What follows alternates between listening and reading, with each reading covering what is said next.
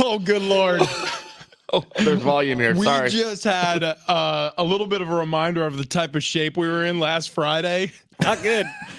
Okay, so quick rewind. So Tony Kanja, Keg and Bottle, K&B Bistro, owner-operator, he and his lovely wife, Lydia, who treat us so well and treated us to a bourbon and steak pairing night. Bacta Spirits obviously came in on Bar Cart Friday, but we were invited to a bourbon tasting, or I should say a whiskey tasting night. Armagnac.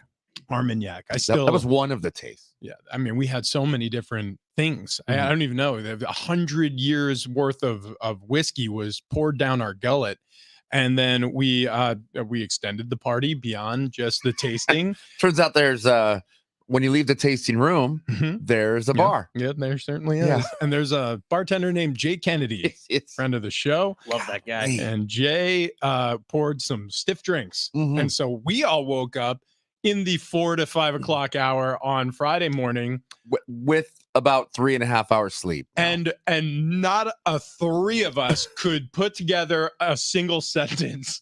That clip was from our Friday conversation. I don't remember having that conversation. I do not remember it. I was listening to my voice. I'm like, when did I say that? AI. I thought that was from years ago. So anyways, yeah, it's artificial intelligence rich, and Ben and Travis, that would have been a better show if that were the case on Friday last week. I think we pulled it together. Yeah, well, yeah, it was fun. At the end of the show, we all high-fived and we're like, we did it. So well, because we also started Bar Cart Friday at 7.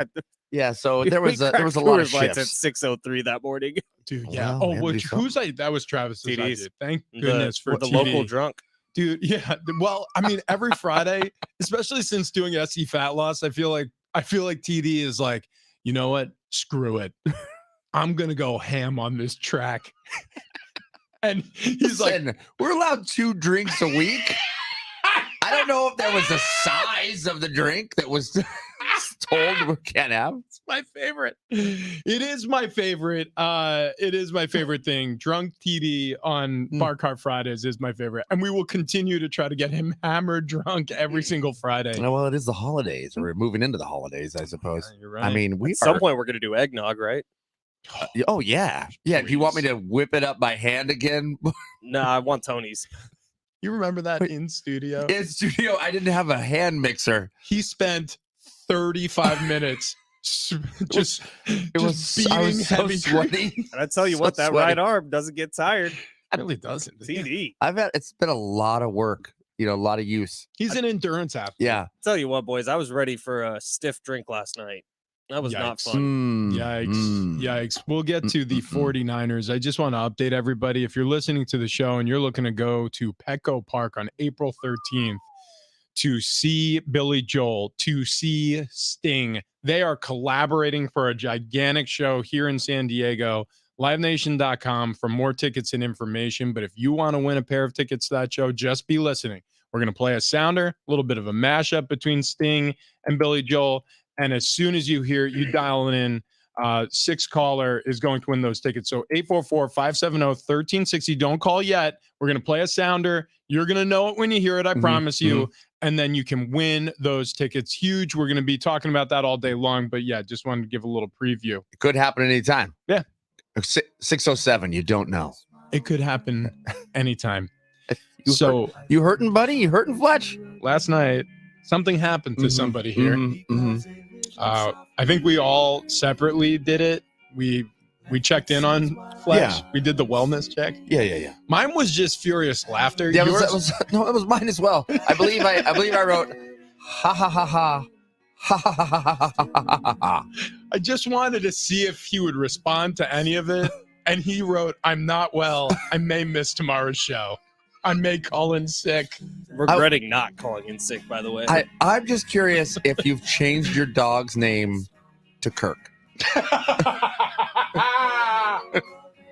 Get close. Fletch named his dog Brock after Brock Purdy. He's now Brock the dog. His middle name's Brock Lee.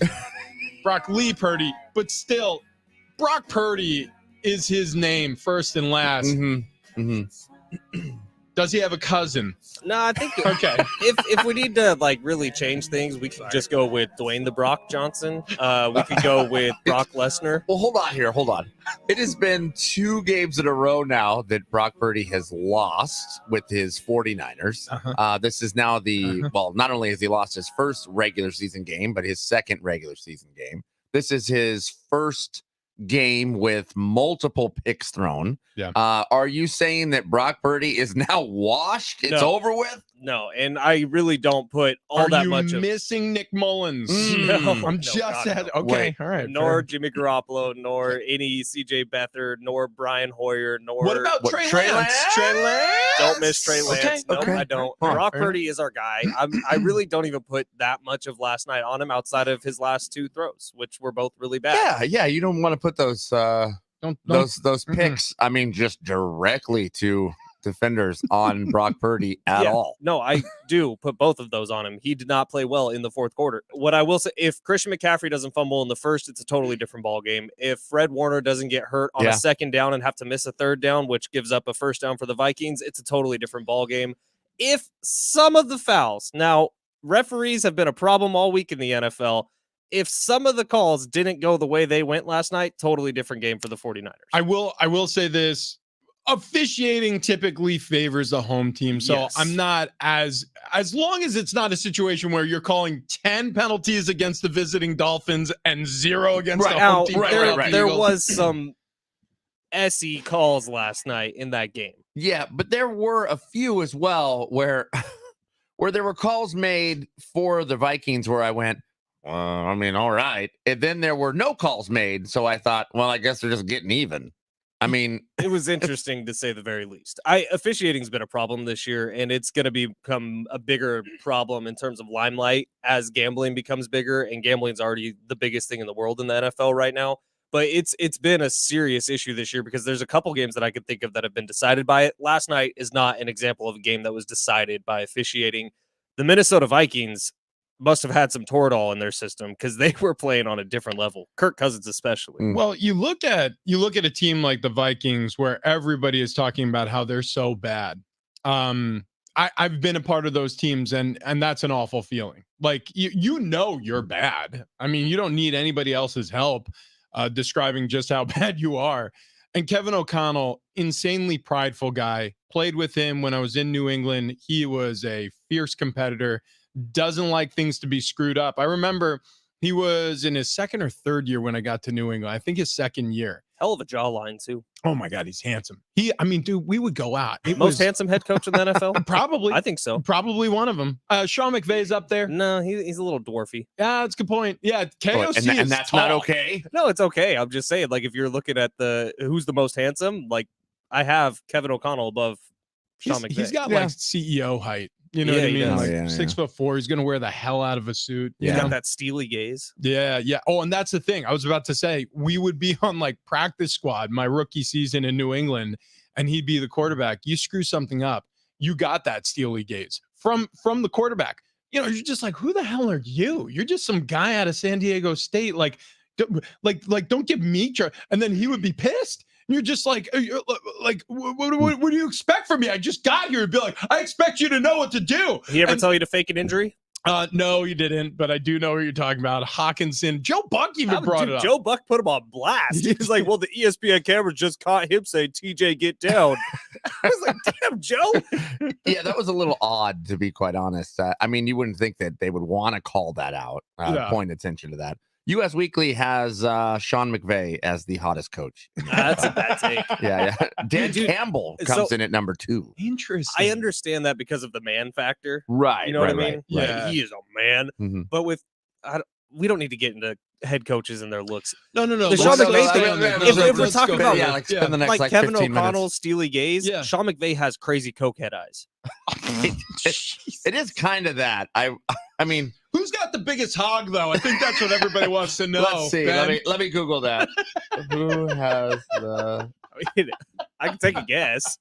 Are we looking at just coaches or players in general? No, yeah, let's get players Oh, wait. involved in this In one too. 2019, who has the biggest on each NFL team, NFC edition. This is alarming that there are articles written about this. What's more alarming is I've read that article. What? Show research. No big deal. Hey, serious question about the 49ers. So we get back on track here. Is it time for Sam Darnold to take over? No. Okay. I'm sorry. He does have the best arm that they've ever seen out Kyle there. Shanahan said better than Steve Young, better than Joe Montana, better than Brock Purdy, better than any quarterback who's ever thrown a football for the San Francisco 49ers. He says Sam Darnold throws the best ball in 49ers franchise history. I'm tired of this Purdy party. I mean, miss me with all that. This is why I wanted to take the day off, by the way. Okay. Because I hear BS like this. Well, listen, I will agree with something you said, and it was actually very astute. Travis can't help himself. Sorry, So the article is who has the biggest in the NFL, right? And then look at this comment right here. Let's see. Hang on. All right. You don't read it. Oh, right.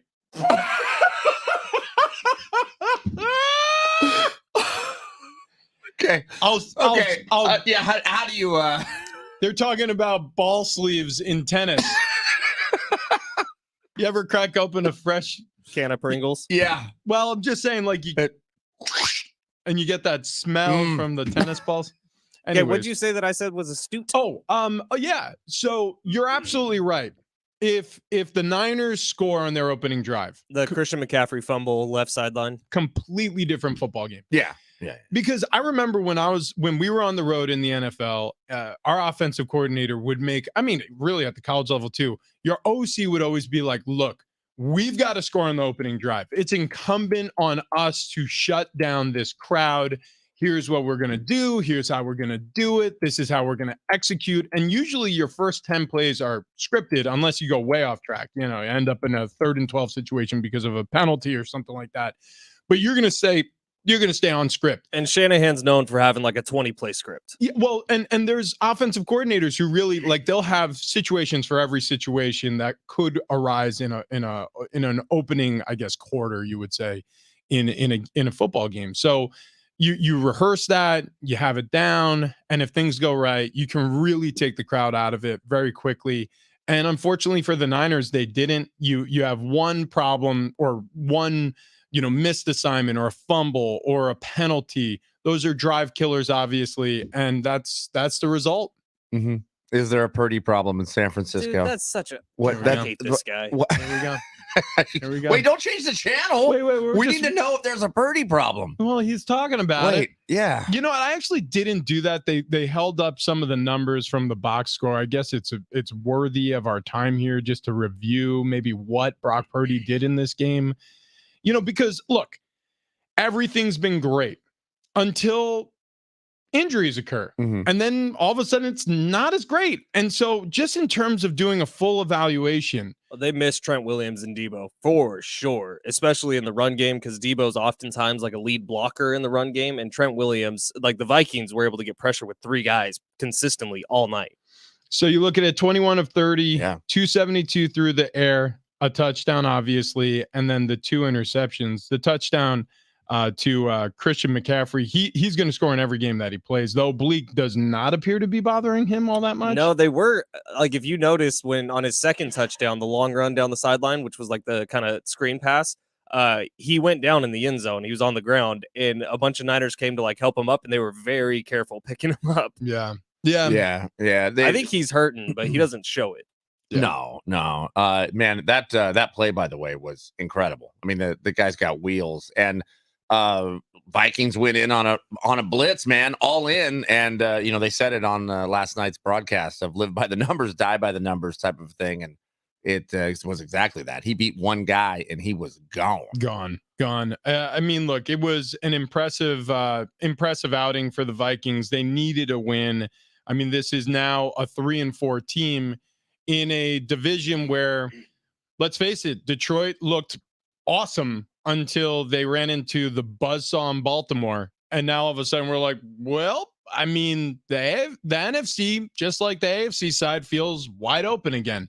And to be perfectly honest, the North on the NFC side feels wide open again. Yeah, which is odd because it felt like there were such juggernauts that were not ever going to be toppled. And now all of a sudden you have some questions. And Fletch, as a massive Niners fan here, does it make you worry that maybe teams are figuring out how to handle Brock Purdy? No, because like you read off his numbers again, they weren't bad on the night outside of the 2 picks. Like if you just and you look at the 2 interceptions, the first one was inexcusable. I mean, he missed the throw, and it seems like it almost slipped out of his hands. It was like a 10 yards too far right for what he was trying to do.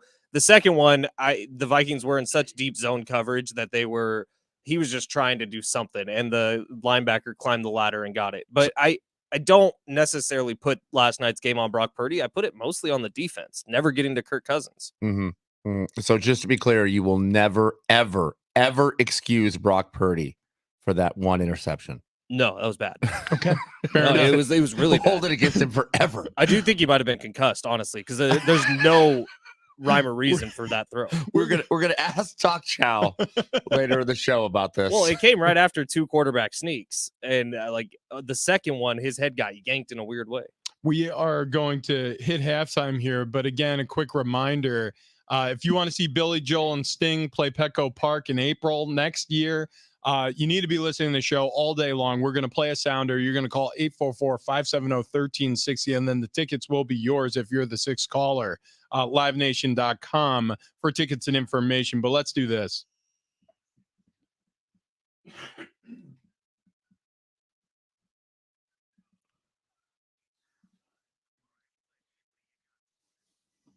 There was a football game last night. Score doesn't matter. MLB postseason. The Rangers, congratulations to Bruce Bochy. They advanced to the World Series after beating the Astros 11-4 last night. Diamondbacks are doing what the Padres could not do last season. They have forced a Game 7 with the Philadelphia Phillies. That's going to take place tonight in Philadelphia. 5:07 is first pitch. And hey, did you know NBA season tips off tonight? Yeah. Hey, I now, didn't know that, actually. we got the Lakers in Denver taking on the Nuggets at 4:30. Suns, Warriors in the Bay Area at 7 o'clock. Draymond Green not going to play in this game for the Warriors, but LeBron and the Lakers appear to be healthy and ready to go. Also, Giannis Antetokounmpo signed a big ol' extension yesterday with the Milwaukee Bucks. That keeps him in town, especially with the addition of Dame Lillard. Could that be the next NBA super team? I believe they have the best favor or odds right now to win an NBA championship this season. Rich, Travis, will you two be sitting down watching some NBA basketball tonight? I'll have it on. Yeah. Lakers game will not be aired tonight on San Diego Sports 760 because it's at 4:30. But Thursday night, we will have the Lakers game right here as your home for the Lakers in San Diego. Want to get to this story because I think it's going to be gigantic at some point. It's still, I don't know, simmering on a back burner. That article Travis was reading about hogs. About hogs. Yeah, they've gone wild in the NFL. No, college football is the focus here. And the reason is because Jim Harbaugh is hated. Hated amongst other head coaches because he broke the bro code. So there is a code in coaching at the collegiate level, at the NFL level, and they're not allowed to say the quiet parts out loud unless somebody really egregiously oversteps their boundaries. Like, do you remember last football season when Nick Saban and Jimbo Fisher got into it because Nick Saban talked to a group of boosters and the video went viral of him being like, Jimbo's paying all these recruits. That's the reason why A&M has all the recruits. He's like, he's spending all these dollars. He's the best football team money can buy. And Jimbo fires back at him. And then it's a war of words. And all of a sudden it just went away. And those guys used to be best friends. It just went away. And the reason why it went away is because everybody's like, yeah, we all know you're all cheating. Right. Saying it out loud is not going to do anybody any good. So I'm sure like the SEC commissioner got involved in that one. Well, Jim Harbaugh is doing something no different than any other football coach does at the college level or the professional level. He's stealing signals that are used on the sideline at every single game, signaling defenses, play calls from the sideline offensively. He's just doing it in a more orchestrated manner and winning at a much higher clip than other coaches, and it's pissing them all off. And so this Stallions guy, this Connor Stallions, Michigan staffer, a made-up name? It sounds Yeah, like I it. mean, he didn't make it in the porn industry. It sounds like a romance Yeah, novel. well, yeah. Before we get into Protagonist. this, Connor Stallions. like Big Rich, is there not somebody dedicated or multiple somebodies dedicated for each team on every NFL sideline, every college sideline, whose job is to watch the other team's signals? 100%. 100%. Multiple assistant coaches, maybe even someone whose job title inside the building is sign stealer. Well, you would call them things like video analysts. Right. You would call them things like sign Go stealer. But sign in the stealer. building behind closed doors, they are sign stealer Fletcher. They are sign stealer Dale. Well, everybody knows their role on a football team, right? Everybody. Mhm. There's no question about it. From the nutritionist to the punter, like Backup quarterbacks. yeah, dude, it's a thing. And by the way, if you can find any edge in a game, they're going to want it. Like, so if you lend value to a football team by, in the case of Connor Stallions, going on the road, literally buying tickets to all of the upcoming opponents' games, and then having several other people by name have the tickets transferred to them, and then they go to the games for you, it becomes a conspiracy.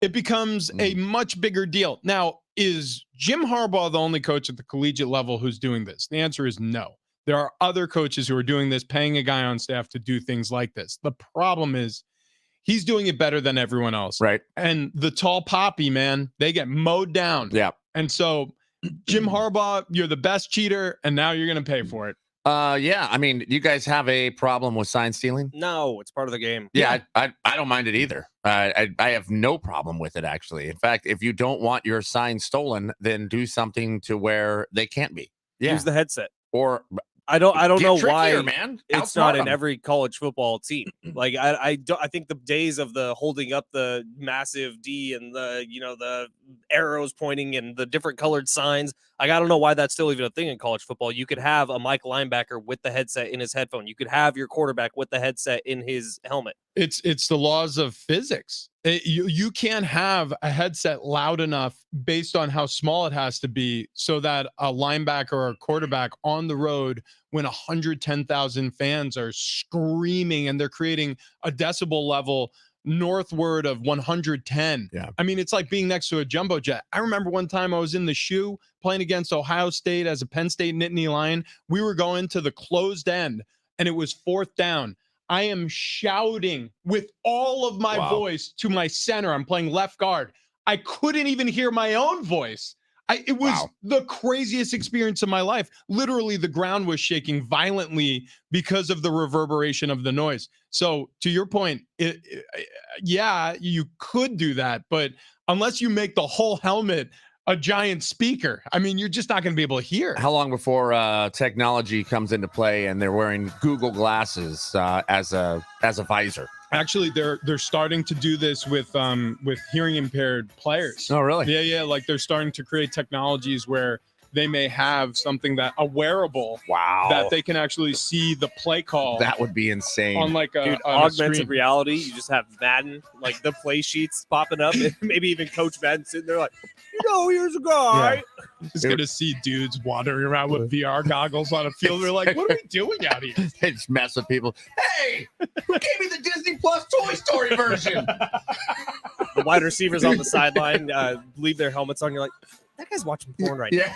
Speaking of being the best cheaters, the Astros got sawed off last night. The Rangers are going to the World Series. How do we feel about this NLCS game tonight? We'll get into it coming up next. This also isn't the mashup, so stop calling. Oh yeah, we just like Billy Joel. This isn't a matchup. It's just a song. Yeah, no big deal. Yeah. You'll know the mashup when you hear it.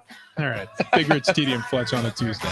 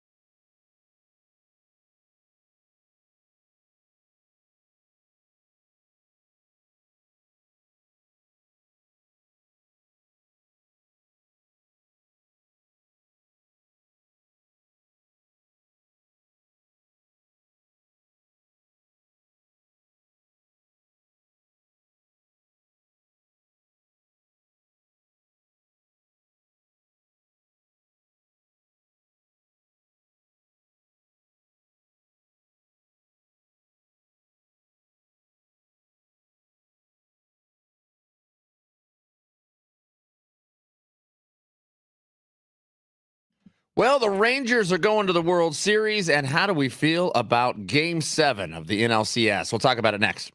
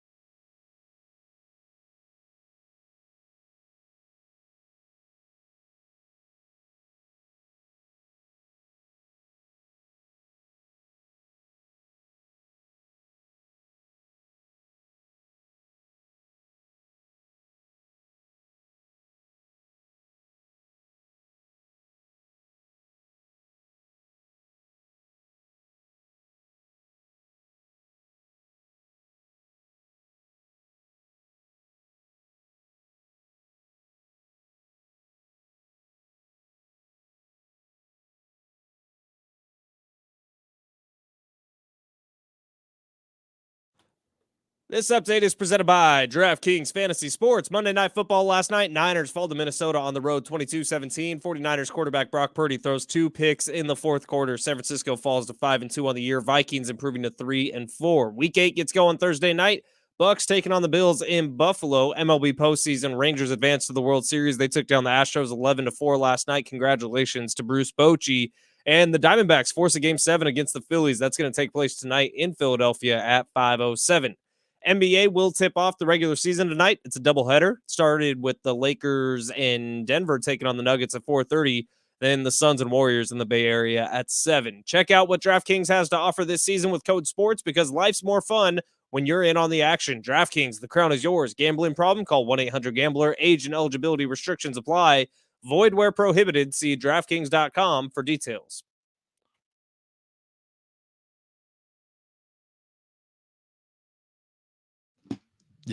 Yeah, it's Big Rich, TD, and Fletch.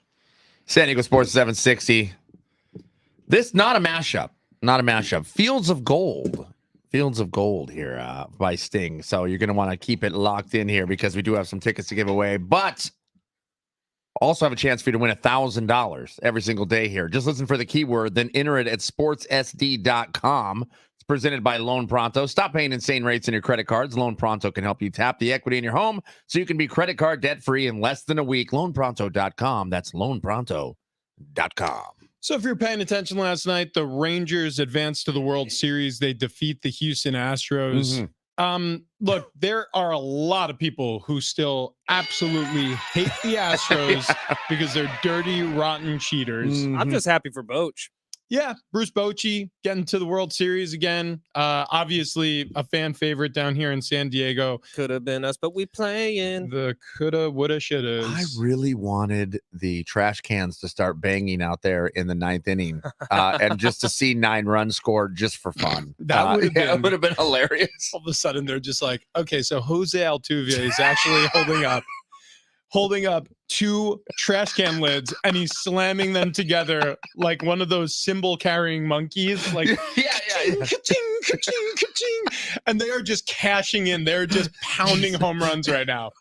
It would have been hilarious. Oh my God. It would be hysterical. Yeah. Did not go that No, way. no. The Rangers got absolutely smoked. Astros. Or excuse me, the Astros got absolutely smoked last night. I was happy about it.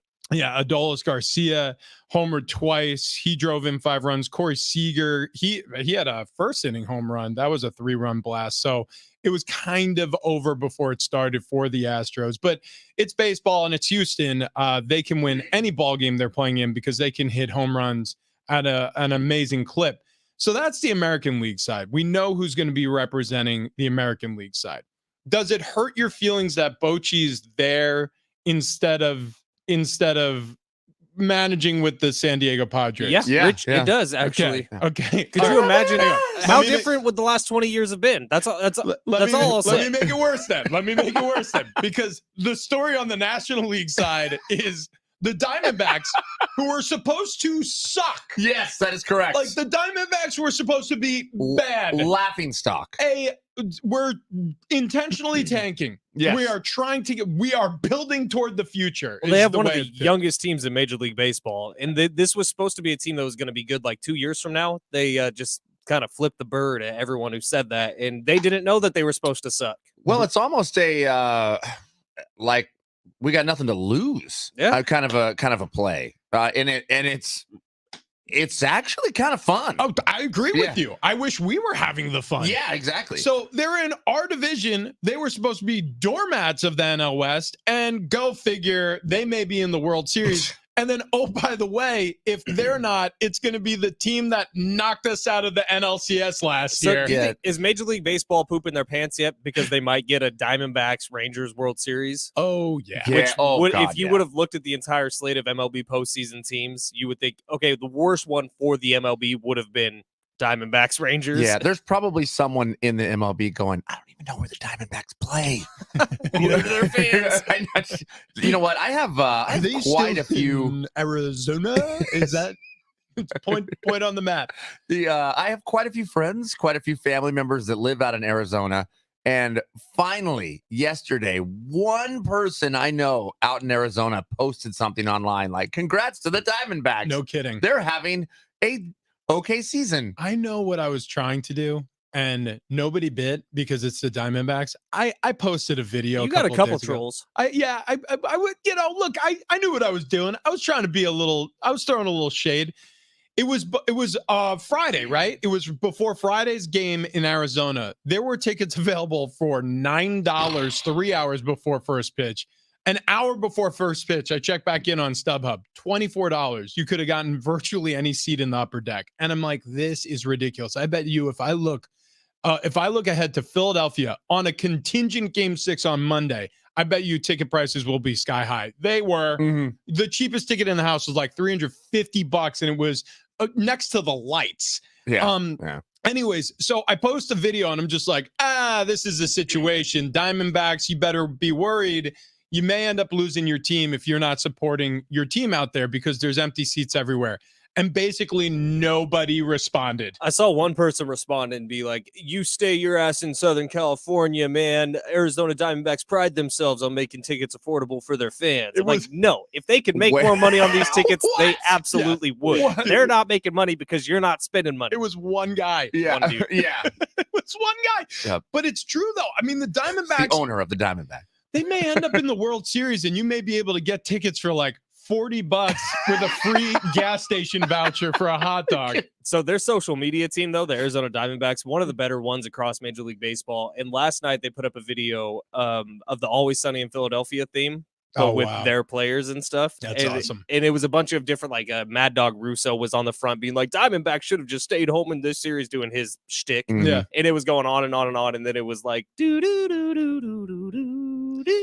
with all their players. It was cool. I'm having a hard time watching Major League Baseball in the postseason at all because how every time I turn on these games, last night I had the 2 box on for a little bit between Monday Night Football and obviously the Rangers Houston game, but I couldn't even keep that on for a little bit because I was listening to the Buck Aikman broadcast and I was still bothered that the Padres aren't on the other screen. And I know it's an American League game, but you don't understand you catch my drift.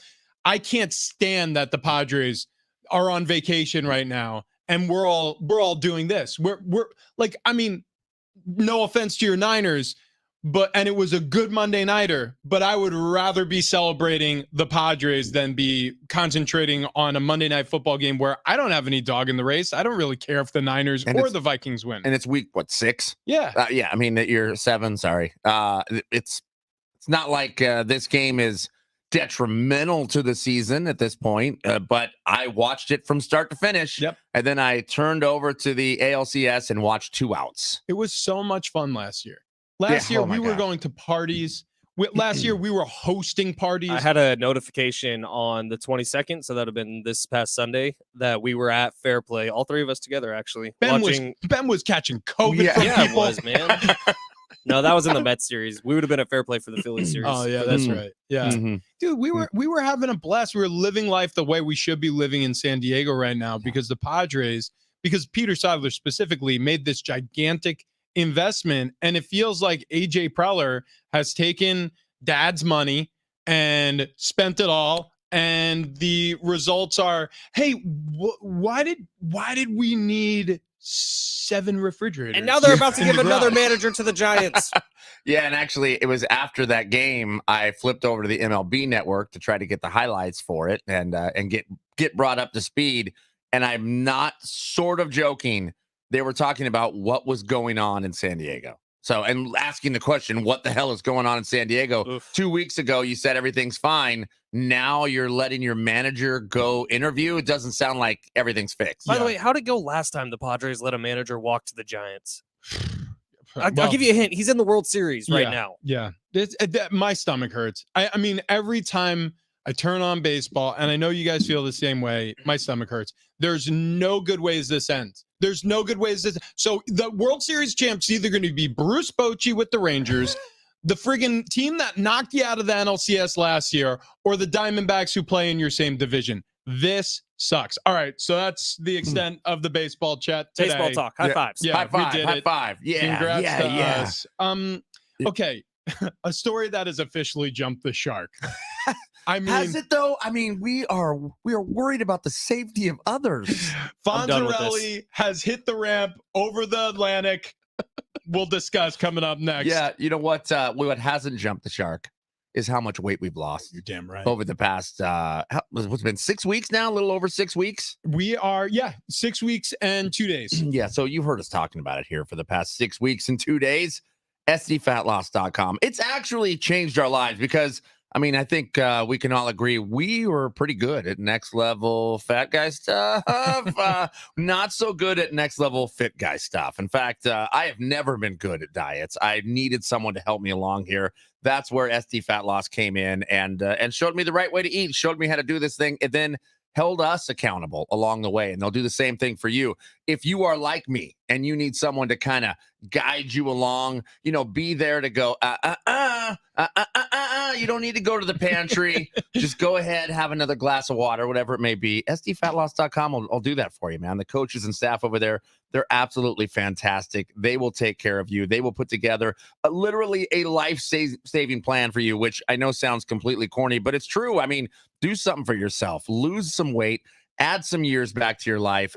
Do it for your family. I mean, it's really what it comes down to. And what's great about this, there's no exercise required. There's no counting points. There's no counting calories, no injections, which I've tried all of that stuff. I have tried all of it. I've tried the shakes. I've tried the prepackaged meals. I failed. And now here I am, almost 30 pounds, 28 pounds plus in the past 6 weeks and 2 days.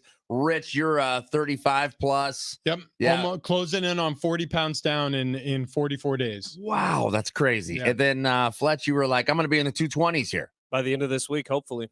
Incredible. Wow. SDFatLoss.com. Schedule your free consultation today. It works. And we're all proof of it right here. So you got nothing to lose, man, except unwanted pounds. SDFatLoss.com. Yeah. All right. Jumping the shark in live and living color coming up next.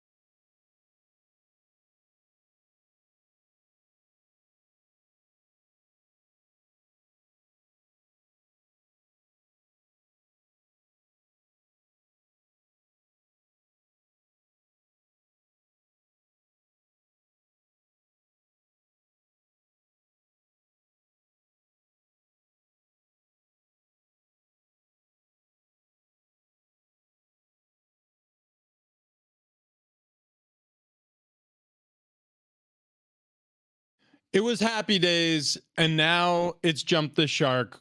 That's next.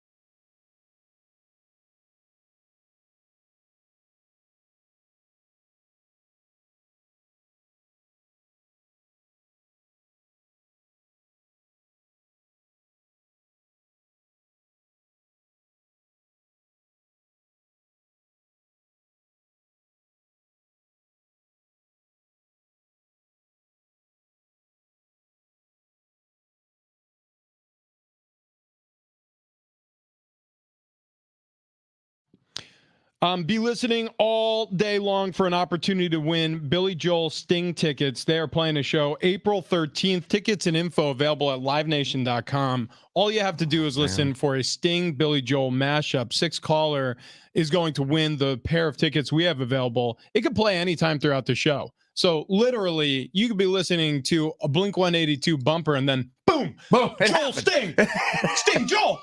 I mean, we were all singing this at Petco Park a year ago. Damn it, that's what it is. Text line requested it. Thanks, text line. Thank you, text line. Yeah. You know what? We will talk baseball again. I think next season, next year. Is it raining in studio right now? 2024. Is it the 7th inning and it's raining? Oh gosh, just a lot of broken dreams and erect nipples. A boulevard of broken dreams. That's Green Day. That is Green Day. That is Green Day. That's okay though. Yeah. Taylor Swift was cozying up with the Mahomes family in the booth. Somebody save her. Okay. So maybe she's unaware. But Jackson Mahomes is still trying to beat the rap. Some predator. Not exactly. No, he's not. I'm sorry. Look, allegedly captured on video camera forcing himself on a female owner of a business in the Kansas City area. Right. Allegedly, yeah, several cameras saw him doing this. Forcing a woman to kiss him, allegedly. Watch Taylor Swift get canceled because she's hanging out with him. Well, here's the problem for T Swift is this works for 3 weeks, but we know what everybody likes to do. Everybody likes to build you up and tear you down. Yes. So yeah, Travis Kelce, Taylor Swift, TNT. We called it #trailer. That didn't really get fired up. What was the other? Well, it did. There's like 180,000 views on that TikTok. I correct myself. That really took off for us. What was the other? There was another word. Was it Trelsey or something like that? Tavis. That's what it was. Tavis. Which sounds like trailer's way better. Trailer's so much I don't better. understand how that didn't take off. Like, I mean, like where it's it's hashtagged everywhere. I know. Trailer. Huh. Trailer forever. That felt right. Because did they want the Taylor to be the first part of it? Bingo. Oh, is that really what it was? And also, Tavis sounds like toothpaste. Yeah. It sounds like an STD to me. Right in your smile. Really close to my name, guys. It's really close. Sorry. Yeah, I mean, it sounds like an Name is STD. Actually, I feel Yeah. like I should owe an apology to Mama Dale. If you throw an S in front of my initials, it's actually STD. Dude, yeah. Is Sarah Honestly, Travis. God. Stravis. I'll tell you what. Yeah, we went to TJ last night and Ben got Stravis. So he's taking amoxicillin right now. Dude, if we were in Mexico, you would be STD. Senor Travis Dale. Wow. Wow. So anyway, so Taylor Swift is like hanging out with Jackson Mahomes and Brittany Mahomes and, you know, and Patrick and Brittany's kid. And it all seems like fun and good in the booth. But now people are like offended. They're like, what's going on? Like, is she trying to make like Jackson Mahomes? Is she trying to bring him back? Like, and it's like, well, no. She's just making friends with her boyfriend's teammate's wife, which is something that you do in a situation like this. But the cameras are finding the booth ad nauseum, and now people are turning on. They're going to find any reason to turn on Taylor Swift, and they are finding the reasons. This over the next couple of weeks is going to be like, you're already seeing the articles. Did you send me it? Because you always send me weird articles, Travis. TD, I think he sent me one, the dark side of the Taylor Swift Travis Kelce relationship. Somebody sent it to me last night. Is there a dark side? It all seems like sunny and rainbows. I don't think it's fake, man. I don't think it's fake. I think it's the real deal, Holyfield. I think it's actually happening. I'm glad you walked through life with the rose-colored glasses on. Well, you are very pessimistic, Yes, and I you am. don't believe in love. Look, I've been a Niners fan my whole life. I love, and I'm even getting sick and tired of this. Thank you. I am getting sick and tired of it. Yes, I'm worn out. The fact that, yes, thank you. Yeah. Worn out is the right way to describe it. It feels like this is now very rote. It feels like it's a very well-worn groove. It feels like these networks know exactly what they're doing. And I can't wait until the first announcer has to issue his apology, because he goes, and here we go for the 17th time on this broadcast. Here's Taylor Swift. It's going to be Al Michaels is what I'm saying. It will be Al Michaels. But, you know, like when it was the like Brad Pitt, Angelina Jolie, Bradgelina thing, the only thing we got from it was stories or, you know, pictures of them out at a restaurant or whatever. And it was overboard, and we got hammered with it. And there's been relationship after relationship that's happened. Well, the difference is Angelina Jolie played for the Seahawks at the time, which nobody really cared. That's true. Very true. I'm saying the difference is every single week there is a Travis Kelce, Taylor Swift show on. So that we're getting hammered with it, just absolutely inundated. The Chiefs have gone from like the most likable team in football to the most hated team in football very quickly. And by the way, November 20th, which if you listen to some of the predictions that she's just going to hang on to this thing until all the prime time, all the networks get appeased. November 20th is their next Monday night football game, and it's Eagles Chiefs in Kansas City. ESPN gets their shot at this, and hopefully it dies after that. They do have a Thursday night game coming up, I think. It doesn't even matter what night it is. Yeah. I mean, the Chiefs game is going to be on. And you're going to see it all over social media. That's the thing that Twitter or X now does to you, is if you follow any sports networks whatsoever, you are going to be inundated. You're getting hit from every angle as a sports fan with something, frankly, probably you were trying to get away from, because in your house, you're listening to Taylor Swift a lot, because your daughters or maybe your wife or your girlfriend, your fiance, somebody in your house is into it. Maybe, but like you turn on sports and it's almost like, here's my escape. This is kind of the way people viewed sports during the pandemic. They're like, I'm trying to get away from all the political stuff and get to the entertainment. Buff dudes hitting each other. Right. Yeah, I need to see strong men hitting balls. Damn it. I don't want to hear about your political views. I don't want to see your dating life. I don't think I've ever described the NFL like that. I just want to see some buff guys just hitting each other. Is that not exactly what the NFL is? I want to see buff guy on buff guy violence. Is that so wrong? UFC, anyway, boxing. Did you see Nick Bosa and his Skims? I actually haven't. Yep. I saw the click link in on the- that link. I'm not going to click on it. Oh, you should click on the link. Why not? yeah. I mean, you're not going to want to click on it while you're on video. I'm telling you that much. Somebody said that to me yesterday in a group. Oh, it was Darnay Tripp. Darnay Tripp sent it to me. He's like, "This is what Rich is going to look like after SC fat loss." Like the Friday it's all over with. I what I'm curious of in the photos. We got to go to break. Okay, we'll go to break and then we'll come back and talk about what exactly was in Nick Bosa's pants during this Skims photo shoot. Yeah, that guy is smuggling bananas. There's God. no way he can run. That's all I'm saying. Yeah.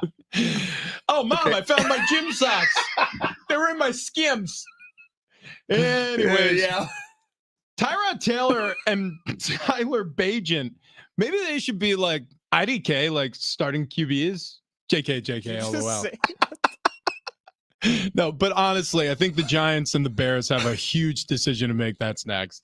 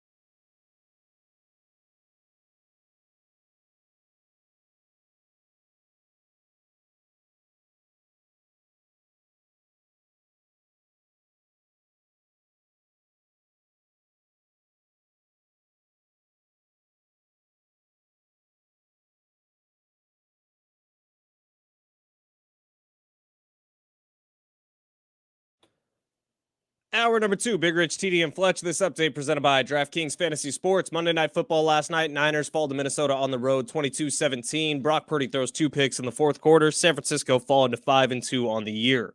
Week 8 gets going. Thursday Night Football. Bucks taking on the Bills in Buffalo. MLB postseason. Rangers advance to the World Series. They beat the Astros 11-4 last night.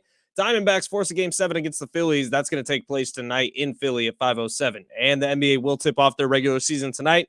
Doubleheader started with the Lakers in Denver taking on the Nuggets at 4:30. Then in the Bay Area, the Suns and Warriors go head-to-head at 7. Check out what DraftKings has to offer this season with code SPORTS because life's more fun when you're in on the action. DraftKings, the crown is yours. Gambling problem? Call 1-800-GAMBLER. Age and eligibility restrictions do apply. Void where prohibited. See DraftKings.com for details.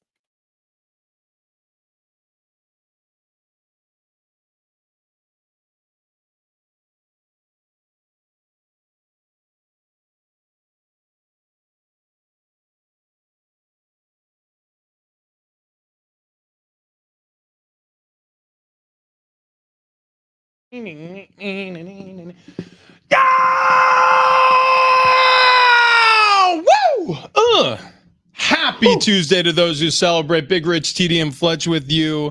We're fired up to be here. I will say this, though. We continue down this path of being disappointed by postseason baseball action because the Padres aren't a part of it. So we did all of our postseason baseball chat already. Screw you, baseball. We knocked it out in the 6 o'clock hour. We will not return to it. We really got used to postseason Padres in a hurry. Yeah, we did. Yeah, because we're pretty stung right now. But the problem is expectations, right? Yeah, totally. And it's on us. And 70470, start your message with team if you wanna join the camp or if you want to argue with me. I really do think it's on us. Like, how could we have had the gall, the unadulterated audacity, the smugness to believe that the San Diego Padres would have been anything more than a disappointment this season? Like, I don't know. Come on. I'll give you 250 million reasons why. We know what this is. This happens to us all the time. So we can't have one nice thing. Well, no, we can't. No, it's part of being a Padres fan. It's awful. We're in this fight together. How could we have been so silly to be duped like this? We know better. It's been 60 years of stomach-turning violence. I mean, emotional assault by this franchise. There was a couple bright spots. Shut the hell up, Travis. You said we were leaving baseball at the 6 o'clock hour. Let it be dead. You know what? I'm sorry. Now you're red. You know God. I'm sorry. Yeah. I'm going to close the book. And that is it. No more baseball talk. That's right. Except we do need to talk about what AJ Preller said 2 weeks. No, I'm just kidding. Hey, how about this? Bob Melvin's going to be in orange and black next year. That feels great. No, that is not confirmed. That is not What confirmed. happened last time the Padres gave a manager to the Giants? You're what happened? starting rumors. TD, what happened? What happened? Fletch. Starting rumors that don't need to be started. This is his fault. He just This is Rich's fault. AJ now Preller, I'm all hot and bothered. My tummy hurts. Thank you, Rich. AJ Preller had a Zoom meeting and he said, "Hey, I know there's been reports that we've been arguing, but we're not. How many reasons is AJ Preller giving you to trust him? We hugged it out. That's what he said. And we went, okay. And then yesterday, Bob Melvin's interview in San Francisco. I don't know. Okay. It's fine. Yeah. Everything's fine, guys. This is standard procedure. When you pay a lineup $200+ million, it is incumbent upon you to make sure your manager interviews for division rivals. That's how baseball works. It's a tale as old as time. Dude, watch Jace Tingler come back. Oh, I'm going to throw up. Please stop. Everybody stop it. We're not talking baseball anymore. That is it. Will Eric Hosmer be an all-star next season? Will Eric Hosmer be an all-star this season? God, why? All right, so let's channel this. Let's put it up into a little... Diamondbacks might be in the World Series. Let's just put this in a little grenade, a Fuelings grenade, and we'll pull the pin next April. How about that? I am actually physically ill after thinking about this. This is the worst. Okay. If I reach over and grab the steering wheel real quick and just yank us back to Monday Night Football last night. No, we not. Well, just hear me out here. Vikings get a win, okay? They got, 3 wins on the season? Is that where they're at now? 3 and 4. Okay. 3 and 4. Yeah. Check out their schedule here. Their next game, they play the Packers. Winnable. Then the Falcons. Winnable. So that could be 5 and 4. Okay. Saints. Winnable. Yeah. I mean, I would say that would pose a challenge. So I'll say there's one 6 loss and in 4, those 5 next and 3. 5 and 5. 6 One and, loss okay. is nice in the nice 3. Okay, Okay. next Say 3. 5 and 5. Check out this stretch. Yeah. Broncos. Okay. Bears. Okay. Raiders. Wow. I mean, 8 and 5. right? Yeah. This is a team that looked like it was over, man. That all of a sudden, when I'm looking at the schedule ahead here, I'm thinking, oh, wait a minute. Vikings all of a sudden are in play. Well, and also you got to remember who they just beat. And I realize that the San Francisco 49ers were playing without 2 of their biggest playmakers, Trent Williams protecting Brock Purdy's blind side and Deebo Samuel and what he means. But there was still a Kittle out there. There was still a Christian McCaffrey out there. There was still a Kyle Juszczyk out there. Like they have Brandon Ayuk. Like this is a Niners team that's still stacked even without those 2 star players. Juszczyk wasn't involved at all last night. I None. thought that was a problem. I mean, None. how do you not get him involved? What's his name? Juwan Jennings. Juwan Jennings. He's unbelievable on third down. Was he disappeared last night. He's a really good run blocker. He's not a great receiver, especially when there's any sort of attention being paid for him. He's really good on third down when everyone's guarding Ayuk and Deebo. Third and Mhm. Juwan. That's what they call him. When everyone's guarding Deebo and Ayuk, and he's able to play against the third best corner. So let me throw this out here. When you look at that schedule and all of a sudden the Vikings look like they have some life, now does it feel like Justin Jefferson remains a Viking? Maybe. I'll tell you who looked really good last night was Jordan Addison. So Yeah. I'm beginning to think, is Justin Jefferson maybe a little overhyped? I don't think he is, but maybe a little. Justin Wow. Jefferson. Well, think about how Whoa, good Jordan whoa, Addison whoa. looked last night. It's like, does Kirk Cousins, is he just able to do this with anybody? No. Hang on a second. I Jordan Addison is also a very talented receiver. also preempted this by saying I don't think it's true, but is it possible that No. Justin Jefferson is overhyped? You have your answer. He is not. There's no question about it. Also- I mean, and also he's playing with Kirk Cousins. If I'm- anything, yeah. I'm going to say I'm like shooketh he's here. made Kirk Cousins look a lot better than Kirk I Cousins would actually agree is. with that. Now, looking at the Pocky One Chip Challenge, Vikings 8.5 was the win total on the season. We just all agreed that maybe they're going to be 8 and 5 here pretty soon. TD, the only one to take the over. Mhm. Big Rich and I both took the under on I that like one. that. I do like that. Although I'm still not fully confident in that, but okay. Well, it's I mean, that could be the difference of Trending. me having to eat It's that chip. overreaction. trending in the right Yeah. direction. Trending's a Overreaction friend. Tuesday. They beat a really good team in the NFL. All of a sudden, we look ahead at their schedule. Like if the Niners would have kicked their ass last night, we looked at the same schedule. completely We would have different put a feeling. lot of L's Yeah. on there. Yeah. Well, and I mean, who knows? This could be the start of a really good team in the NFL becoming a really bad team. Well, as you the son of Niners a- just tumble. I'm just saying. I mean, it could happen. I'm not saying it would. I'm just saying, is Justin Jefferson overhyped? is Justin Jefferson an all-star this season? Maybe Kirko doesn't get enough credit. You know what? It's We were joking around about Sam Darnold getting a start at some point, considering how poorly Brock Purdy's playing right now. Okay, yeah, it's not right.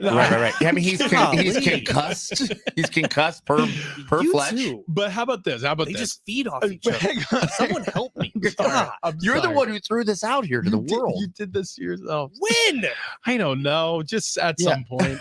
You said Brock Purdy was concussed. That was the only way he would be throwing interceptions if his head was just not in the right space. I don't know if I said that on air. I said that to you before the show, TD. No, you said it on the air Oh, in the first I segment. said there's a possibility he was because there was 2 back-to-back quarterback sneaks and one of them Yes. his head got winked. Yes. That's weird. The question, though, is when do they cut him?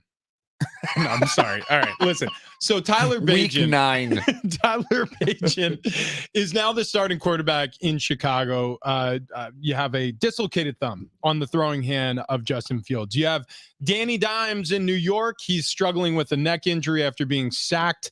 Probably a self-esteem injury. Right. Well, and Tyrod Taylor has walked into the huddle and it's operated better. Mhm. Much better. So you look at the Giants and you look at the Bears and you think to yourself, like, okay, yes, true, they're paying Fields a lot more money and have paid him a lot more money as a first round draft pick. And Danny Dimes just signed this 4-year contract, $40 million a year in New York. But does it make sense to have them come back from their injuries and start if it's going much better with their understudies? So the Tyrod Taylor one's a little more interesting to me, Rich, and it's because of how dramatically better the offense has looked under him. And there's been gaffes like his first game. He had multiple goal line situations that he really screwed up, one at the end of the half, one at the end of the game. But Tyrod Taylor, all of a sudden, Darren Waller is getting targets and catches. And Tyrod Taylor, all of a sudden, Darius Slayton isn't a forgotten piece of this New York Giants offense. Now, we do have to kind of side by side this because Saquon Barkley's also returned for the last 2 games. So, of course, the Giants offense is going to look better. But it's moving down the field way better under Tyrod Taylor than it ever did under Daniel Jones. The Tyler Bagent thing, that could have been a flash in the pan very easily. Tyrod Taylor has a lot of film and a lot of play time in this league. Tyler Bagent, this may have been, we don't know what we got here. And then the defense that was playing against him was like, yeah, we have no idea what this guy's going to do. And he came out and had a nice game. Yeah, it's interesting as this sort of thing happens in the NFL because we see it happen quite often where a backup quarterback comes in and all of a sudden things start to click a little better. And I almost wonder, and Rich, you would know this more. You played in this. You saw this happen. When a backup comes in, is there just more like a level of concentration that's higher, more fundamental football being played? I don't know because it does happen quite often. We're looking at it happening out in Cleveland. Yep. We're watching it right now. Does that sustain itself? Does thyroid would be something completely different. Does Tyrod Taylor continue to have success, or is it just for a few weeks he's hyper concentrated and he's just doing fundamental ball, doing exactly what the coaches say to do, and there's just no mistakes made? And well, you're automatically limited when you go to your backup quarterback. Most times you have to simplify the playbook. Most times you have to really, like you said, the rest of the team has an understanding of, oh, we got to lock it in. Like if we're going to have any success, we need to help this guy out. So there's a little bit more of an emphasis on concentration and being assignment perfect if you're one of the other players, because you don't have your starter in the game who's going to bail you out with his amazing play, whether it's in, Cleveland, where you're onto your 3rd string quarterback and PJ Walker is playing great football. There's no question, or I should say he's playing passable football, but it's that defense that's really stepped up over the past couple of weeks. Like it's incumbent on the other phases of the game to really help out a struggling offense when a starter's down, something like that. But also in the case of Tyrod Taylor in New York, and I agree with you, Fletch, what you said earlier, this one is a little bit different because you got a lot of mileage on Tyrod Taylor. You got the Bills to the playoffs. He's been a starter in this league longer than Danny Dimes has been. Right. Now, I don't think he's started more games, and I don't think he's been a better player throughout the course of his career. But this season, if you look at the stats so far, stats don't lie. In this case, sometimes they do, but in this case, Tyrod Taylor has looked better than Daniel Jones. Now, can we understate the fact that Saquon Barkley coming back has had a big part to do with this? Oh, absolutely. Because Daniel Jones looked lost without him. For multiple reasons. So what Saquon Barkley does when he's on the field, even still hurt, and he has not looked himself, but it changes the whole concept of a defense and how they attack you. You can't commit as many players to the blitz as they were pressuring Daniel Jones with Saquon in the backfield alongside Tyrod Taylor, because you have to commit a player to coverage. Otherwise, you're going to get him the ball in the open field and he's going to make something spectacular happen. It's bizarre to compare baseball to football, but I can do it here with Saquon Barkley, and he might be the only one I can. Maybe Christian McCaffrey. But with baseball, a starting pitcher will throw differently to a power hitter, to a home run hitter, someone who can change the game in an instant. They have to. Saquon Barkley is a home run hitter in the NFL, where any play that he has, it could break off for a 90-yard gain and be a touchdown and change the game on its axis. So when he's in the game, which the Giants didn't have for several weeks when Daniel Jones looked terrible, who took a lot of sacks, who is in the NFL the best dump-off option in the entire league? It's Saquon Barkley. Well, yeah. And Matt Breida, he just he's just not as dangerous. He doesn't know the offense as well. There's so many things. Look, starters get the majority of reps at practice. Well, Breida, his defense has spent so much time with his water filters that his mind's been off the game. I don't think that's the same guy. What? Take a lap. TV timeout. You need to take a lap. Out there. Not the same guy. Different guy. Different guy. Different spelling. Different spelling. Matt Breida did, however, get beat up for years trying to make the Niners serviceable. Oh, dude, Like, yeah. because that was when the bad quarterback situation was happening, and he was literally just 2-yard gain after 2-yard gain, getting his Yeah. rocked. Not like now with Brock Purdy, who's been playing awesomely. Okay. So good. So good. Somehow this is my fault again. All right. It's just No, happening. no, to me. I'm- This is why I wanted to call out sick. We could have waited for tomorrow. It's fine. Yeah, we could do this tomorrow also. Yeah. We still have that You option. brought this on yourself. All right. We're going to hit halftime here. But before we do, again, a reminder all day long, you're listening for a sounder. That sounder is going to win you tickets. Tickets to what? Billy Joel and Sting playing at Petco Park April 13th. Tickets and info available at livenation.com. But be listening for that Sting Billy Joel mashup. The 6th caller, when you hear it, will win. And it could be at any time. And I do mean anytime. And when you hear the sounder, call 844-570-1360. Not yet, but soon.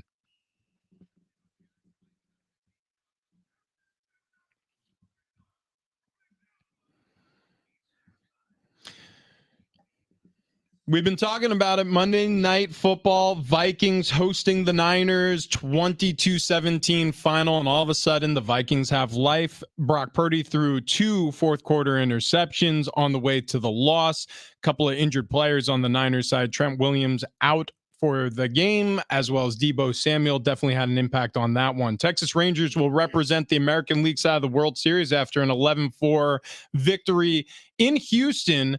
You had Adolis Garcia playing hero last night, drove in 5 runs, hitting 2 home runs. Arizona Diamondbacks force a Game 7 in the National League Championship Series after a Game 6 victory last night in Philadelphia, 5-1 final there. We will have first pitch at 5 p.m. from Philadelphia.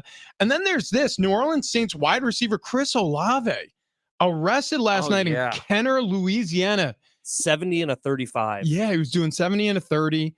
The dude is I guess apparently either in jail or being bailed out. As of last night, he was still in jail. They said he was going to be released today. Okay, so the Saints all of a sudden have a major headache on their hands dealing with this situation.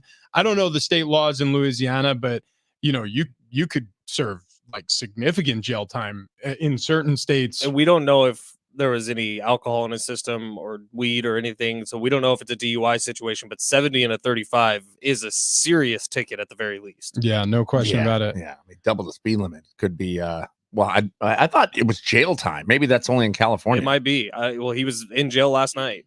San Diego native. I'm fortunate to hear this story. He's having a really good start to the season too. Yep. Yeah. No doubt about it.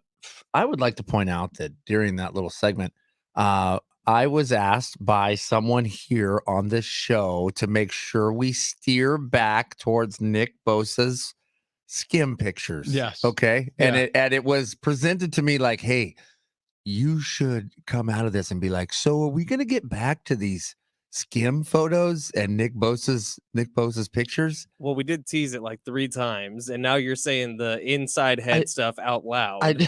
Yeah. Which Yeah. I just want to point out that there thought it is would someone on the show that really wanted to talk about it. I thought it would be really funny if TD in you're part of this show here where you just bring out the random, you know? I just want to say this. The reason why that guy is never off balance is because he's a tripod. That is accurate. I mean, let's put it this Dude, way. he stuffs.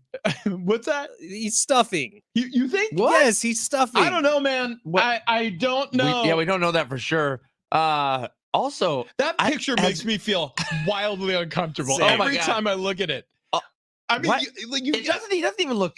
I mean, human. It looks like a robot. Steroids. He's got Hell of a a drug. lot of muscles. There's an 8-pack. Yeah. Wow. I mean, So, have you guys watched the TV show Vanderpump Rules? wait, what did you call it? Vanderpump Rules. Oh, I thought that's what was stuffed in his skims.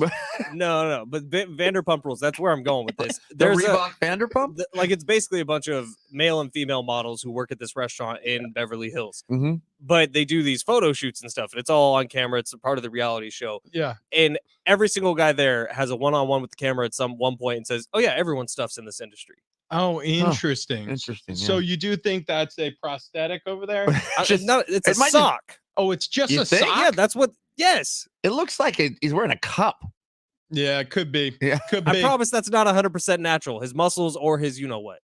Well, how do you know that? You don't know that for Dude, sure. Nick Bosa, Myles Garrett, the people that look Hmm. different, it's because they're on roids. They Well, call- he's a wildly average looking guy. yeah, I'm kidding. yeah, yeah. Just about- did you guys just your see- normal run of the mill. Some of the comments on these pictures from women, No. the way my mouth just watered. His dick's got a bicep. Crying out loud. I don't think we can say Damn it, that. Rich. I don't You think don't we, wanna I think say it's- that. we can't say that one. Oh, How about this Say it. one? I will be buying. Well, oh, wait, are you going to buy Skims because of this ad? No. How about this one from Alexis? Yes, yes, yes, yes, yes, and more yes. Mhm. wow. Mhm. You know what? This is so strange. I get comments like this on my photos all the time too. But from dudes. Yeah, unfortunately, it is from a lot of gay men. This is from Which actually, Cookie. I don't even know if that's unfortunate. I kind of like the attention either way. I'm just like, well, I'm doing something right for someone. TD, you asked if I'm going to be buying Skims because of the Nick Bosa photo shoot. Mhm. I'm here to tell you I don't need Skims Why? because aren't they supposed to make you look skinnier? Yeah. Oh Well, yeah. yeah, They oh, keep yeah. you tucked up. Yeah. You know yeah. what? I got the Keep natural tucked way in. to make yourself look skinnier. It's Hmm? called SDFatLoss.com. Oh I wow. thought these were just underwear. Our friends Chloe and Paper. Wayne over at SDFatLoss.com have gotten us trimmed up and nice into shape. Rich, I had a conversation with somebody yesterday in the building who was like, I was watching Sunday Night Football yesterday and I was looking for Rich and I was like, who's this new guy they got? Oh no, that is Wow. Rich. Wow. It's just Skinny Rich. Wow. No more Big Rich. We should change the name of the show. Skinny Rich. Skinny Rich. Skinny Fletch. Rich. I will never allow you, even if I have to stuff, I will never allow you to call me Skinny Rich. Skinny Rich. Skinny Rich. I want you to call me Thick Rich. Sorry. Skinny Rich is way cuter. I've heard that from a lot of people. Is it with two C's? But get on over to SDFatLoss.com. We got some numbers yesterday that are really encouraging. A lot of our listeners are joining this program, taking this journey with us, and we do appreciate that. But if you're ready to make a call, ready to make a change in your life, SDFatLoss.com, free consultation. They're not going to force you to take any shakes. They're not going to force you to take any injections, no drugs, no hormones, no surgeries, no nothing. Just good old natural dieting. Dude, Ben is down. This is no kidding. When we weighed Ben in after his Mexican vacation, Mhm. he was- 278. he was almost 280 pounds. Okay. Ben's going to be in the 220s. Think about that. That's 280 insane. pounds to the 220s. That's wild. It man. hasn't you're been gonna- that long. That You're was in gonna July. be, since we went to Next Level Fit Guy stuff, you're going to be pushing 50 pounds lost. It shows you how fat I was. Wow. Well, and also how effective it is. Yeah. SDFatLoss.com, man. They got the real deal over there. If you want to lose weight the natural way, SDFatLoss.com. Ask for Chloe, ask for Wayne. They will hook you up. All right, coming up next, the curious case of B. John Robinson. That's next.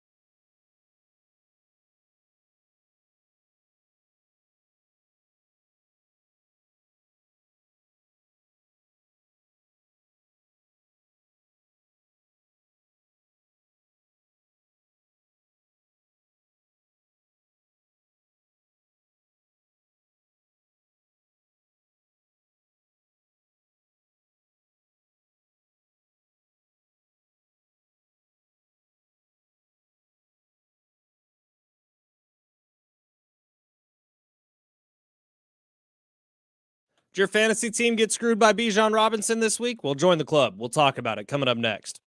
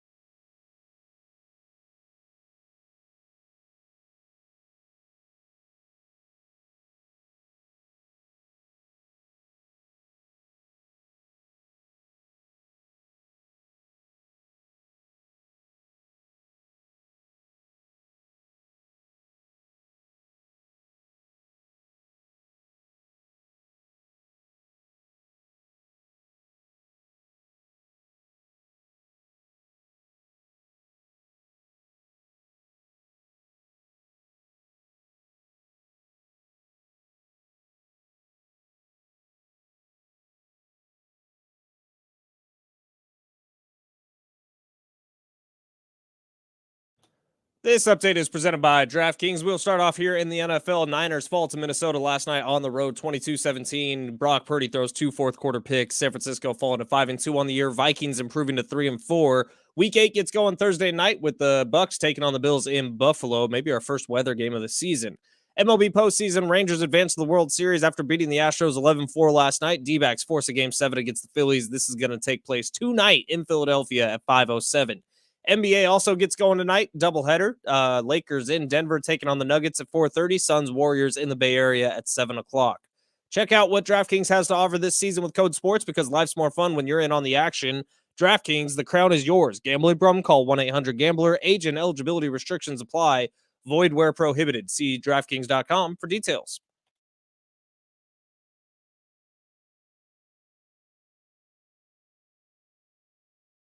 Big Rashidi and Fletch, San Diego Sports 760. And you do want to keep it locked in here because at any moment, at any time, we could be playing a Billy Joel Sting mashup. And then you're going to call in. If you're calling number 6, after you hear the mashup, then you're going to win tickets to see Billy Joel and Sting at Petco Park on April 13th. You can go for tickets and info to livenation.com, but not now, not the mashup, not happening yet. So pump the brakes. But when you do hear that mashup, and you will know when you hear the mashup, just be calling number 6 and you'll be going. I mean, we got to find a way to get to the show. It's going to be insane. Petco Park, yeah, man. Yeah, without a doubt. What? I was actually just going through my work folder for this show and Okay. looking at things. Okay. And something popped up, and I was like, "What the hell is that?" And it's something called Jar of Fartness. Yep.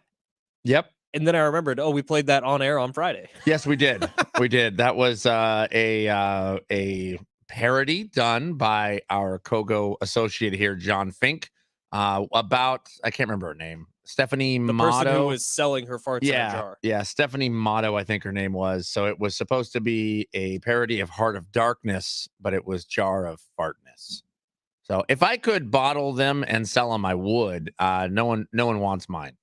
619 texts in and says, "Get some more coffee, boys. Bajent's first name is Tyson, not Tyler." Who said Tyler? Did I say Tyler? I might have said Tyler. I don't know. The Bears quarterback? Agent? Yeah. But apparently we were calling him Tyler. His name's Tyson. I don't remember calling him Tyler. Oh, I might have called him Tyler. I've been doing this a lot. Hmm. By the way, He looks like a Tyler. He does look like a Tyler. And trust me, when it comes to names, I'm good with faces, terrible with names. Terrible. I call my children. Not me. I'm great. I call. Who's starting tonight, Joe? That Joe Musgraves again? I like him. So Bijan Robinson, who every single time I say his name, I want to say Dijon like the mustard. Spread that on a cracker. Love Do you like Dijon? Love it. Love No it. Thanks. Oh, So when we put Dijon mustard on pickles, you were really not having it. Oh, I don't like Dijon mustard at all. Pickles. Or pickles. Yellow mustard, I could put on almost everything. we have to get back to that because there are many more weird food mashups that we've left on the Left on the side. table? Yeah, we've got so many more. Oreos Can we do and something with mustards. figs? Yeah. Figs, So you want yeah. something like really Italian. Yeah. Yeah, Got it. figs. We could get figs involved, I absolutely. made you guys an awesome fig grilled cheese sandwich. So That's true. the Bijan Robinson story is weird. Weird. He played like a handful of snaps against he plays for the Falcons. Who did they play this weekend? It was Falcons and another bad team. Yes, Mhm. it was. Mhm. But Nailed But it it. was a good game. but he barely played. And the problem with that Bucks. was Bucks. thank you. Yes. The problem with that was the way that it was handled. So everybody would be like, well, he had migraines. Of course he didn't play. Migraines are serious. I'm not arguing that migraines are serious. There are people who, if they get migraines, they could be out of work for weeks. Like it can be significant. It could affect every aspect of your life. The problem is when it was reported. So apparently he woke up with migraine symptoms on Saturday, and the Falcons never said word one about it. And so there's a couple of different factors here. Now the Buccaneers can change their game plan with that information, knowing that he's not going to be in the backfield. You can dial up more pressure, knowing that what the personnel situation is for the Atlanta Falcons. You can get to different things defensively against their offense. That's one side of it. The other side of it is fantasy football owners. Why do you think so many people tune in to watch, I don't know, any game? Monday Night Football didn't exactly have a ton of intrigue in San Diego. Vikings, San Francisco 49ers. But guess what? I guarantee a lot of people had active players on their fantasy roster on both those teams. Yeah, well, both those teams have superstars. Exactly. So fantasy football is a huge aspect of this story with Bijan Robinson all of a sudden only getting like 6 snaps in this game. The One third, touch. It He had was, one touch in the game. and it was in a 2-minute drill, It was right? at the very end of the game. It was a 3-yard gain. Dude, people were pissed. Right here. Pissed. Oh, are you a fantasy owner? I'm a fantasy owner of Bijan Robinson. Not happy. Arthur Smith, I'm looking at you. The last thing and probably the most important thing is gambling. Player props. Dude, player props and also spreads. I mean, Bijan Robinson is a talented enough football player that he probably costs you a point on a spread. I think so. Vegas, I don't know. I'd have to talk to a handicapper, but I bet you a half point to a point. He's that big of a playmaker. Not only that, but player props have become one of the most crucial parts of NFL gambling. And so if his over-under is set at 80.5, which I think it was over the weekend, for rushing yards in a game, and he takes gets one touch in the game, like it's inexcusable. Yeah, he literally had 0 rushing He had yards. three rushing yards on 6 snaps. I thought he had caught a pass. Well, either way, the point is we're into a world now where all of a sudden in the Big Ten and other conferences are going to follow suit. You're going to see at the college level now injury reports because college, or I should say football betting, has skyrocketed. As sports betting is legalized state to state. We're going to see more of this impact on sports. To not be prepared with that information, it's like going into a knife or into a gunfight with a knife. I'll Like, bet you there's a chance Arthur Smith gets fined for this. it's possible. The NFL is launching an investigation like this. Don't get me wrong. From a competitive standpoint, there's a lot of coaches obviously who would be very upset if any other coach did something like this and blah, blah, and they're going to get to the bottom of that. But the most important thing to the NFL is having people trust the sanctity of sports betting when it comes to their league. That's the reason why they've been so strict with all the suspensions around gambling with their players and coaches. And I mean, Arthur Smith's out of this is, well, we didn't know. It was a game time decision. So like, yeah, he was dealing with migraines early in the day, but we didn't know that he wouldn't be able to go fully. And that is evidenced by the snaps that he took in the first quarter of the game. But then he didn't touch the ball until the end of the game, so clearly they were hiding him. Now there's precedent for that too. Terrell Owens in the Super Bowl, at one point he was just used as a decoy. He was suffering from migraines and he literally couldn't function, and so he literally got put out on plays as decoy. He didn't actually play the game. I don't think that was T.O. I don't think Terrell Owens ever had migraines. You're talking about Terrell Davis. Yeah. Sorry. Yeah, Terrell Davis. Wrong That Terrell. was Denver Broncos. Yeah, it was- Wrong Terrell. Yeah. Mike Shanahan did that. That is correct, though. Mhm. Right story, wrong player. Yeah, he struggled with migraines throughout his career, and they kind of hit it on the injury report. And yeah, he was used on the football field like a couple of times, just blind out there. And Well, he talked about Super Bowl 32. Yeah. In the second quarter, he actually went out, and if you remember watching this game, he went out. He went into the locker room halfway through the second quarter, didn't come out until after halftime. Yeah, he was vomiting. Like, Yeah. I mean, it's scary. Trust me, Well, migraines are a big deal. He was getting tunnel vision, so he couldn't hardly see. Yeah. And that was the thing. Shanahan said, "You don't need to see; you just need to be there." Yeah, Yeah. you just need to be on the field. Mhm. So, and again, that goes to show you, like with any significant player, doesn't matter if it's a running back. Really, it can't be a quarterback. You can't play if you have a migraine like that. Oh my goodness, what do you hold Okay, up? Stop. so Stop. this is a place called Pop's Pasta. Never heard Pop Pasta. Never heard of this place. I don't know where it's at, but they've made spaghetti donuts. it's just spaghetti in a perfect, easy to eat vessel shaped as a donut. We need to get our hands on these. That's what I'm saying. Okay. That's what I'm saying. How about mac and cheese spring rolls?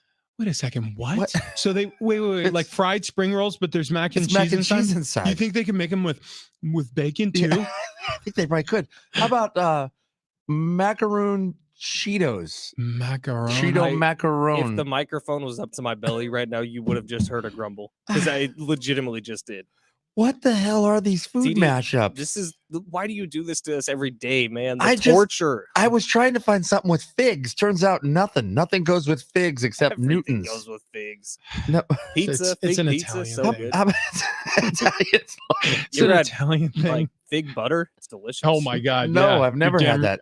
I have, and I love it. It's I, amazing. dude, I'll put that on anything. I've had apple butter. I could. apple I butter. could drink Yeah. apple jams, butter. boots what's with that? the I could butter. drink apple butter. Yeah, I could just eat it like ice cream. Me too. And I. But I won't. Oh no! We are on a diet. This is torture. Yeah, it's not great what you just did to us. What- That was sorry. What the really hell sorry. is that next one? That's a PB&J grilled cheese duck sandwich. Okay, we gotta go. All right. The NBA season is about to tip off once again. In fact, today we're going to have tip off of NBA games, and once again, there is no easier way to get in on the action than Underdog Fantasy. Underdog Fantasy and their pick'em game. Okay, so it's a fantasy game, but you can win real money. Pick between 2 and 5 players. Select whether they go higher or lower on their stats. Then just watch the games. It's that easy. You can win up to 20 times your money in a single game going 5 for 5. It's legal in California. Ton of fun to play along. I did this with Monday Night Football last night. I did it over the weekend with some college pick'ems. It's a ton of fun. It is my favorite fantasy app. Underdog Football has really changed the way I watch football. And now we're getting into the NBA season, and you need to download their easy to use app. Or go to UnderdogFantasy.com, sign up with promo code XTRA, and Underdog will double your first deposit up to $500, but for a limited time only. So jump on this now. Plus, new customers will have a mystery special pick live in their pick'em lobby. That's Underdog Fantasy, promo code XTRA. Get your first deposit of $10 or more doubled up to $500 plus the special pick in the pick'em lobby. Must be 18 plus, present in the state where Underdog Fantasy operates. Terms apply. Concerned with the play, call 1-800-GAMBLER or visit ncpgambling.org. Okay, we got to do this coming up next. When you're a hammer, everything looks like a nail.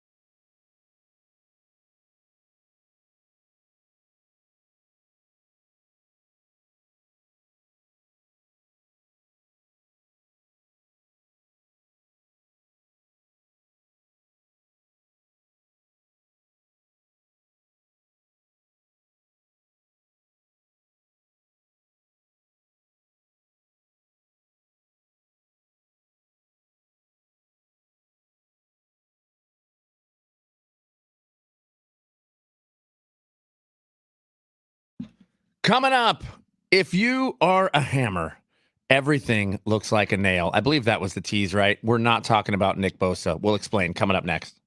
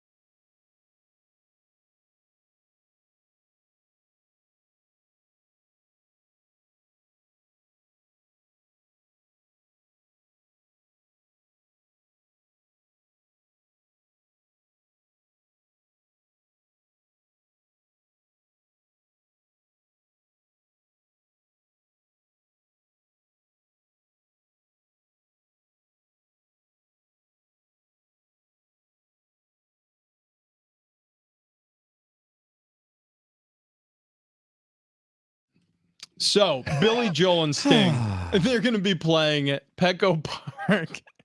They're going to be playing Petco Park April 13th. We still haven't given these tickets away yet today. Wink. But it's going to happen soon. Mm-hmm. Okay, so if you're waiting to call, keep this number in mind, 844-570-1360. Again, an April 13th show.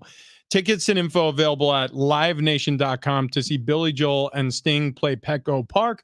Hint. Just be listening. You're getting warmer. There's going to be a mashup played, Sting, Billy Joel, and then when you hear it, you call, and caller number 6 is going to win a pair of tickets. Guys, Like we got you a were hell kind of of a rocking text. back and forth, almost like you were singing that one. Yeah. Only the good die young. We got right. a hell of a text here from the 619. It's a long one, but I think it's worth reading. Okay, This okay. on the tails of our Nick Bosa conversation. Uh-huh. Mhm. He says, "Hey folks, they can have an 8-pack, all look attractive with their shirts off and whatnot. Mhm. But for better or for worse, I've been getting by on my personality since the day I was born. Now, personality has a longer shelf life than your looks. I honestly feel sorry for the guys who, when their hair starts to go and their looks start to go, suddenly their stories can't just hold up. You Yeah. can't just walk up to the table at the popular restaurant and have to wait in line to buy a drink like the rest of us schlubs." I think that's the word he put. Us Schlubs. personality first types don't have to deal with such a fall in relevance. He Yeah. said us personality first types like he was including the three of us. Yeah. Well, I mean, I don't know if you noticed. yeah. We're hot. Yeah. I am not hot. I will concede to that. Oh, don't say What- that. I You mean, totally are. Never. Look at those biceps. You're such a handsome boy. You're a big, strong man. I agree with this texter. I think he is spot on. And yeah, man, without any personality, I'm nothing. I'm nothing. Listen, I think that's what ugly people say. Okay. And I refuse to be lumped in with this texter's conversation. You sick puppy. He's like, oh, like us, right? Yeah, yeah. Wink. No, shut up. So like, speak for yourself. Peasant. No, listen. Yeah, come on. I think there's a lot of truth to that. And honestly, he's probably making a lot of people, not me, but a lot of people very happy with that. Well, and as we all know, Nick Bosa has zero personality. I mean, total. He is boring. Yeah. Snoozer. But honestly, I think it was said best, and I forget which president, but speak softly and carry a big stick. Yep. That FDR? is what that might have been FDR. Yeah, because it was No, Teddy Roosevelt. Teddy Roosevelt and his big stick, right? I forget. It was one of the two of them. I could be convinced. Was it Martin Van? Both had big sticks. We don't know. Was it Martin Van Buren? Yeah. Howard Taft. It was Howard Taft. It was The president that was too fat to get in a bathtub. That is true. Wow. Man. I don't know if he knows the size of the stick that he had. Oh, good point. Couldn't see it. Right. Yeah. Right. Right. I was just a little slow on the. Right, thing sorry about that. Hey, so did you guys see Kareem Jackson? We talked about this yesterday. Kareem Jackson, who's a defensive back for the Broncos, is going to be suspended 4 games without pay. We kind of called that yesterday. Yeah. Mhm. I mean, he absolutely, I forget which tight end, but lit someone up in that game against Green Bay. Yeah. Just annihilated. However, no. She's talking about this week's game. The Green Bay hit, I don't think was that bad. I mean, I think he's had some terrible hits, but the Green Bay hit, I mean, that don't look at that angle. The angle you're looking at right there, not good. Here, this angle right here. But look at, I mean, he's got a hand up. It's the problem is, so you have a tight end who's catching the ball, who's looks like he's falling out of bounds. right. And Kareem Jackson is the type of player who's going to play until the echo of the whistle. And he brings his head with him and basically closes his eyes and goes, I'm going to hit this guy into Mars. So, and unfortunately for Kareem Jackson, he's kind of getting the Vontaze Burfict treatment now, where it's anything that he does that looks like it should be a penalty is going to be a penalty. No doubt. And now that the NFL knows that he has a history of being ejected in games, I think is this his second ejection this season? Let me see. Jackson has been in the crosshairs. Yeah, official. second ejection. That you're going to get Yeah. suspended. And so what our conversation went yesterday was a lot of, how has he not learned? Yeah, week 2, he was ejected for a hit on Logan Thomas, another tight end. He's Remember, been fined. Vontaze Burfict missed half a season one time with a suspension. Oh, dude. I mean, there are certain players who they cannot train it out of their brain. Like, this is who they are. They play the sport violently. And what's odd is when I was playing against Vontaze Burfict, I hated it, but he's also one of those guys who I wish was on my team. And I hated it, honestly, more for our skill position players. It used to piss me off. And then you would just hunt them up and you would try to hurt them.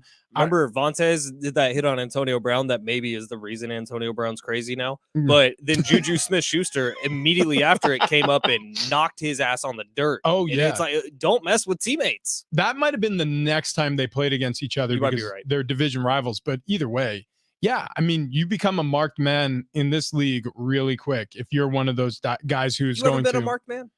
Yes. I Because unfortunately of trash talk or because of dirty plays? both. I one time against the New York Jets, we were on the road. I forget, it was this giant Polynesian player. I think it was Sion Pua. I'd have to look up his name again, but it was one of their big defensive tackles. I was talking all sorts of trash to him, and then at one time blocked him like way out of the frame of the picture. And so me and him are out near the numbers, like in no man's land, and the play is far away from us. And he somehow ends up on top of me, like full mount, like knee on my chest, and he is just raining down elbows and blows on me. And I'm literally taking gas because I'm exhausted from shoving him all that way, going, help! Help! Philip, come save me! And one of my offensive linemen come running over, and he was exhausted from the play too. So he didn't even grab him. He's trying to reason with him. He's like, all right, that's enough now. All right, he's had enough. Trying to reason. It's just like this angry giant who is kicking the ever-living dog out of me. I'm just like, that's not working. That's not working. Please stop. Clearly he's in pain. Like, I just remember hearing things like, this is unreasonable. Just Jesus. Yeah, so unfortunately my playing style more matched Fantastic. like a Kareem Jackson. Yeah, I just wasn't as fast. What? Yeah, I know. Shocking to hear Wow. that. Yeah, I know. I know. But you know what? I am fast when I'm behind the wheel. Well, actually, I drive speed limit in my Toyota. Toyota 4Runner has been the family car for the past handful of years now. We couldn't be any more pleased with the vehicle. In fact, this is the best experience we've had with any cars that we've owned, any trucks or SUVs. It's just roomy, it's spacious, it's a great trip car, and it's a people mover, a stuff mover, and it's a family SUV. So if you're shopping for a 4Runner, go and get your hands on one. But if you want to check out Toyota's lineup of electrified vehicles, they're amazing too. The SUVs, like I mentioned, they've got a great line of them. The Tacoma, like Ben drives, he's in the pickup truck, which is roomy. The first day you own that, we hopped in the back seat. I gotta tell you, that's one thing I love about a Toyota is the cab space. I mean, it looks from the outside like, oh, there's no way a 300-pound man at the time, I've lost a little weight, is going to be able to hop in the back seat. Roomy, spacious, amazing little light duty pickup truck, but they have a full line. The Tundra is great too. San Diego County Toyota dealers is where you should pick up your next ride. Get down to any of the spots around San Diego County, and they will help you find the perfect vehicle for your family, for your commute, for whatever it is that you're up to in life. There is a Toyota for you. So again, San Diego County Toyota dealers couldn't be any more thrilled to be a Toyota owner. And if you're looking for real reliability, look no further. You know who else drives a Tacoma? Who? Zazasaurus Rex. Does he? Oh yeah, dude. He has a nice one too. Does he? Oh wait, that's right. When we went golfing with him, he's driving around in the Tacoma too.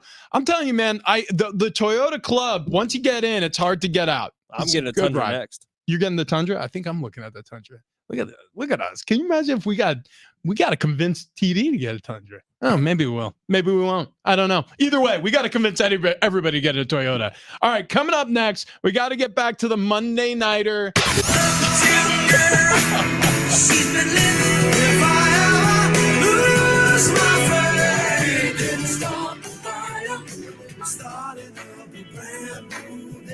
Sing us a song, you're the piano man. Sing us nothing for the longest time. Wow. I don't know what that means. Our lines are lit right now. This is the second opportunity to win tickets this week on our show to Billy Joel and Sting at Petco Park. So call right now, 844-570-1360. Caller number 6 is going to get it. The lines are completely lit. If you missed your opportunity today, be listening throughout the week. We will have more of these tickets available. Monday Night Football was a disaster for one of us. We'll explain coming up next.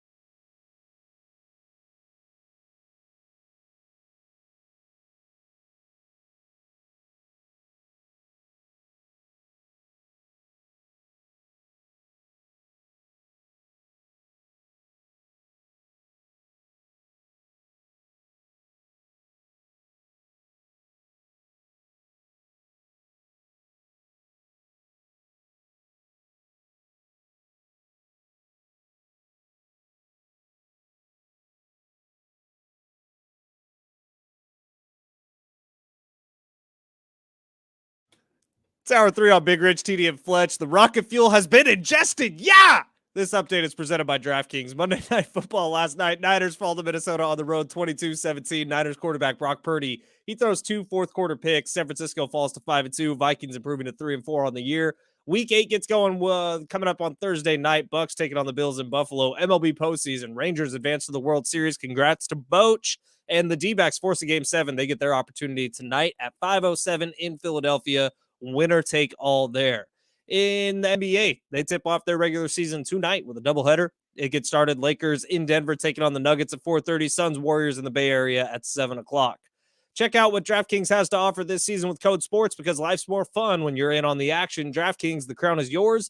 Gambling problem, call 1-800-GAMBLER. Age and eligibility restrictions apply. Void where prohibited. See DraftKings.com for details.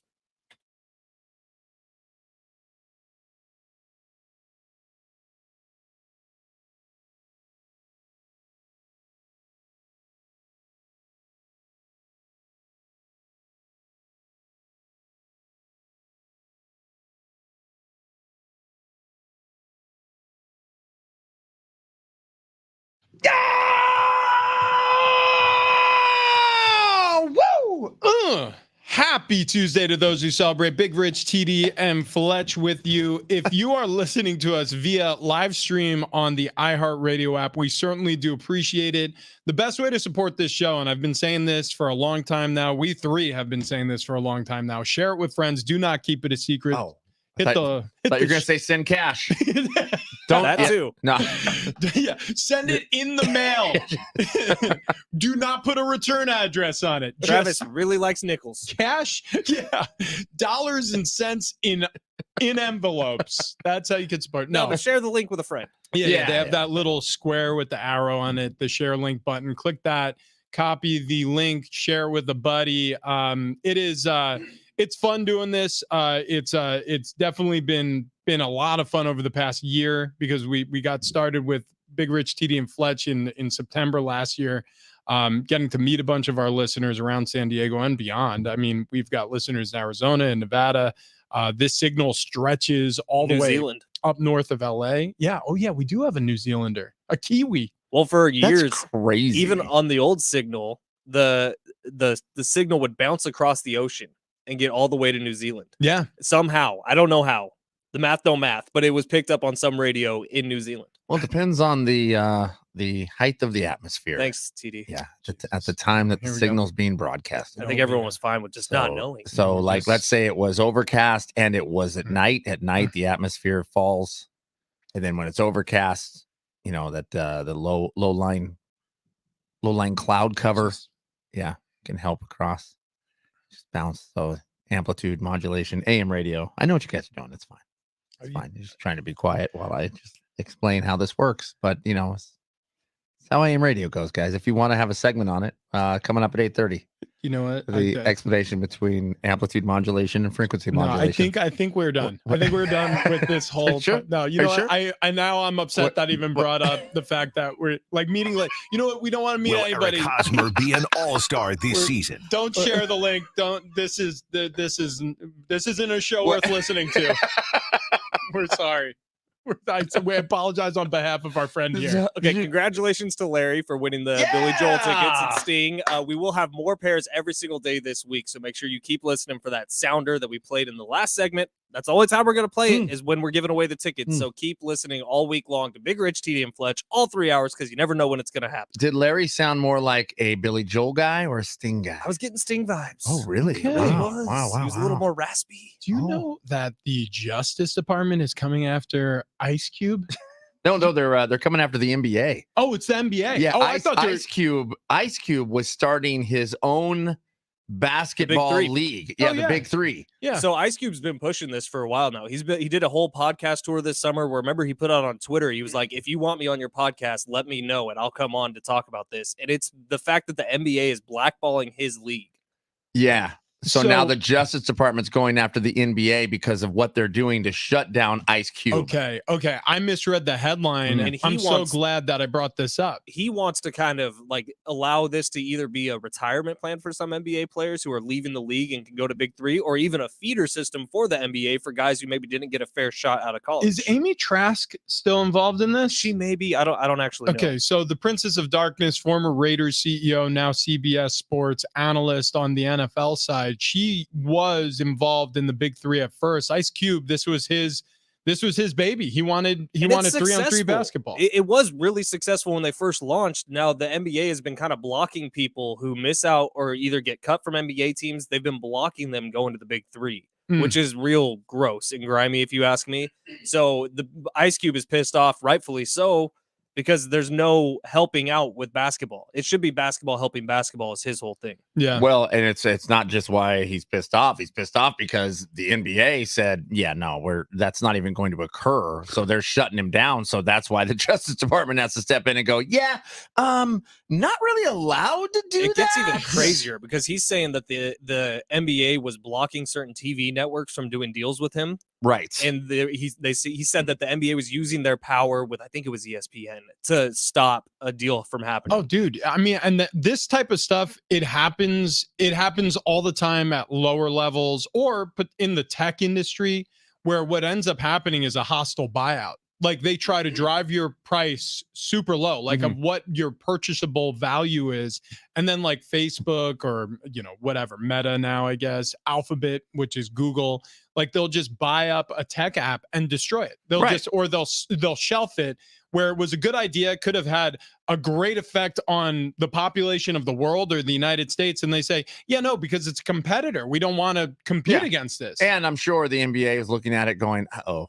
What if that's a better product? Yeah. Yeah, because the NBA has some issues that they got to work out. Especially in the United States. Yeah. Especially, I mean, in the world, the NBA is picking up steam, out in China, obviously in Africa, Europe. I mean, how many European basketball stars are there now in the NBA? I mean, two of the biggest, Jokic and Giannis, like, they're all Luka Doncic. I don't think Ice Cube ever intended for the Big Three to be a competitor. I think he wanted it to be a companion because it's 3-on-3 basketball. It's completely different from what the NBA is, but it does give you an opportunity. Like for a while, Steven Jackson, who was a stud in the NBA for a long time, he went over, and the first season of Big Three was really palatable and really fun. And then something happened where they just stopped getting publicity, and that's what is at the innards of this argument Ice Cube's having. Yeah.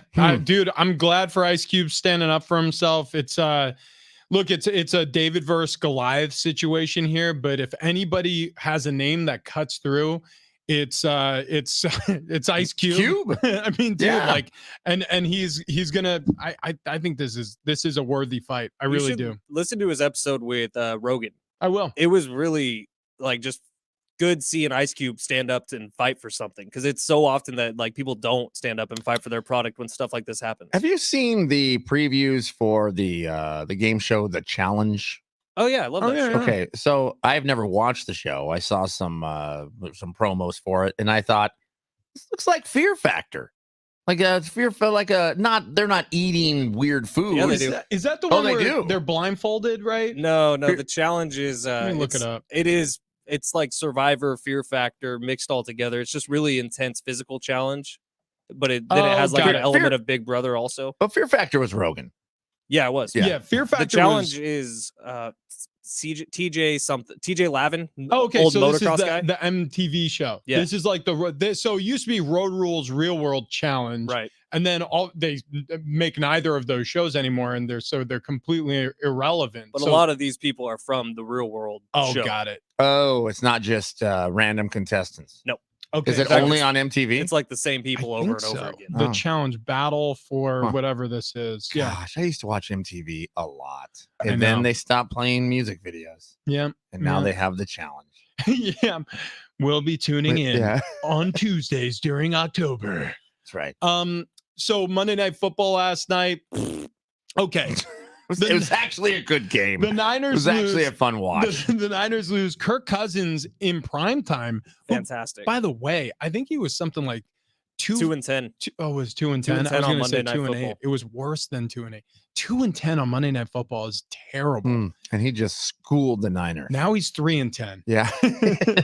Which is still terrible. I'd say, like, Kirk Cousins looked different last night and looked different from Sunday Kirk Cousins, looked different from primetime Kirk Cousins, just looked different. He looked like MVP Kirk Cousins because the way he was able to handle the 49ers pass rush, which didn't get enough pressure on him clearly, but he got walloped 5 or 6 times in that game, and while he was getting walloped, was making 15-yard passes. Well, he was getting swallowed up at times. It was in the fourth quarter. There was 3 or 4 guys on him, and he pops out of that thing. Yeah. So I don't know if that's Kirk Cousins or if that's poor tackling or a little of both, but he sure looked like a different Kirk Cousins on prime time. He had a hell of a game. Brock Purdy had less than a hell of a game, I would argue. Look, all of a sudden we're getting to see how a player responds to true adversity. I'm not saying it was smooth or easy for Brock Purdy last year. It was neither of those things, but he joined the party mid-season, and this 49ers team was humming at that point. Nobody got hurt. He was well protected at all times and was operating the system. But like I said to start this season, I want to see how he responds to being a starter now. And game after game after game, we're getting to see a lot of good. But the first turn of adversity so far this season, it's getting a little wobbly. Now, I believe in Brock Purdy. I really do. And Ben, I know you're a 49ers fan. Fletch, you know, when you think about this team, I'm sure you think a lot about Brock Purdy, but I think the players around him actually need to pull him up. I think that it's going to take a George Kittle talking to. It's going to take a Debo talking to, or even Kyle Shanahan, the head coach of this squad, to sort of say, hey, we believe in you. We know who you are. Like, obviously, what's happened against the Browns, what happened on Monday night with the Vikings is not representative of the type of player you are.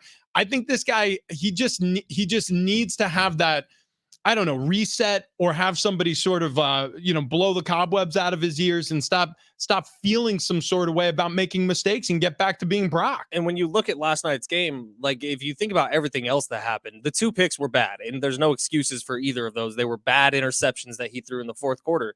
But look at how differently that could have gone when you get Brock into his sweet spot, which is playing with a lead, which he is fantastic at. Christian McCaffrey's fumble, bad in the first half. That changed the entire game. You can't really convince me otherwise. Jake Moody misses another field goal. That takes points off the board. It allows Minnesota to keep a 2-score lead.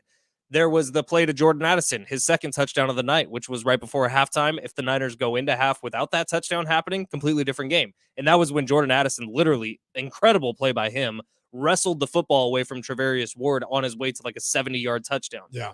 It's just like so many things went wrong that's when you get to see a Tom Brady, for example, overcome everything, and Brock did not overcome them. Yeah, well, I mean, Brock Purdy, if he is being compared to a Tom Brady, he's not at a Tom Brady level yet. Of course not. Right. So, I mean, he's got a lot of growth to do. I didn't look at that game and think, oh, Brock Purdy lost that game for him. I mean, I understand the picks, and that's why they lost. But overall, the Vikings outplayed the Niners. They did. I mean, they just outplayed them. So it wasn't all on Brock Purdy. Brock Purdy didn't. I mean, the final mistake, obviously, nailing the coffin, the game's over. That was a terrible interception at the end of that game. But for the most part, the Vikings just played well. Kirk Cousins played well. And if it's a hurt Niners team and a couple injuries cause them now to lose, maybe that's just it. You know, when people get healthy, the Niners are back on track. Bananas could go extinct in the near future. A super volcano could explode in California. We'll get to Four Corners in just a minute, but first, halftime.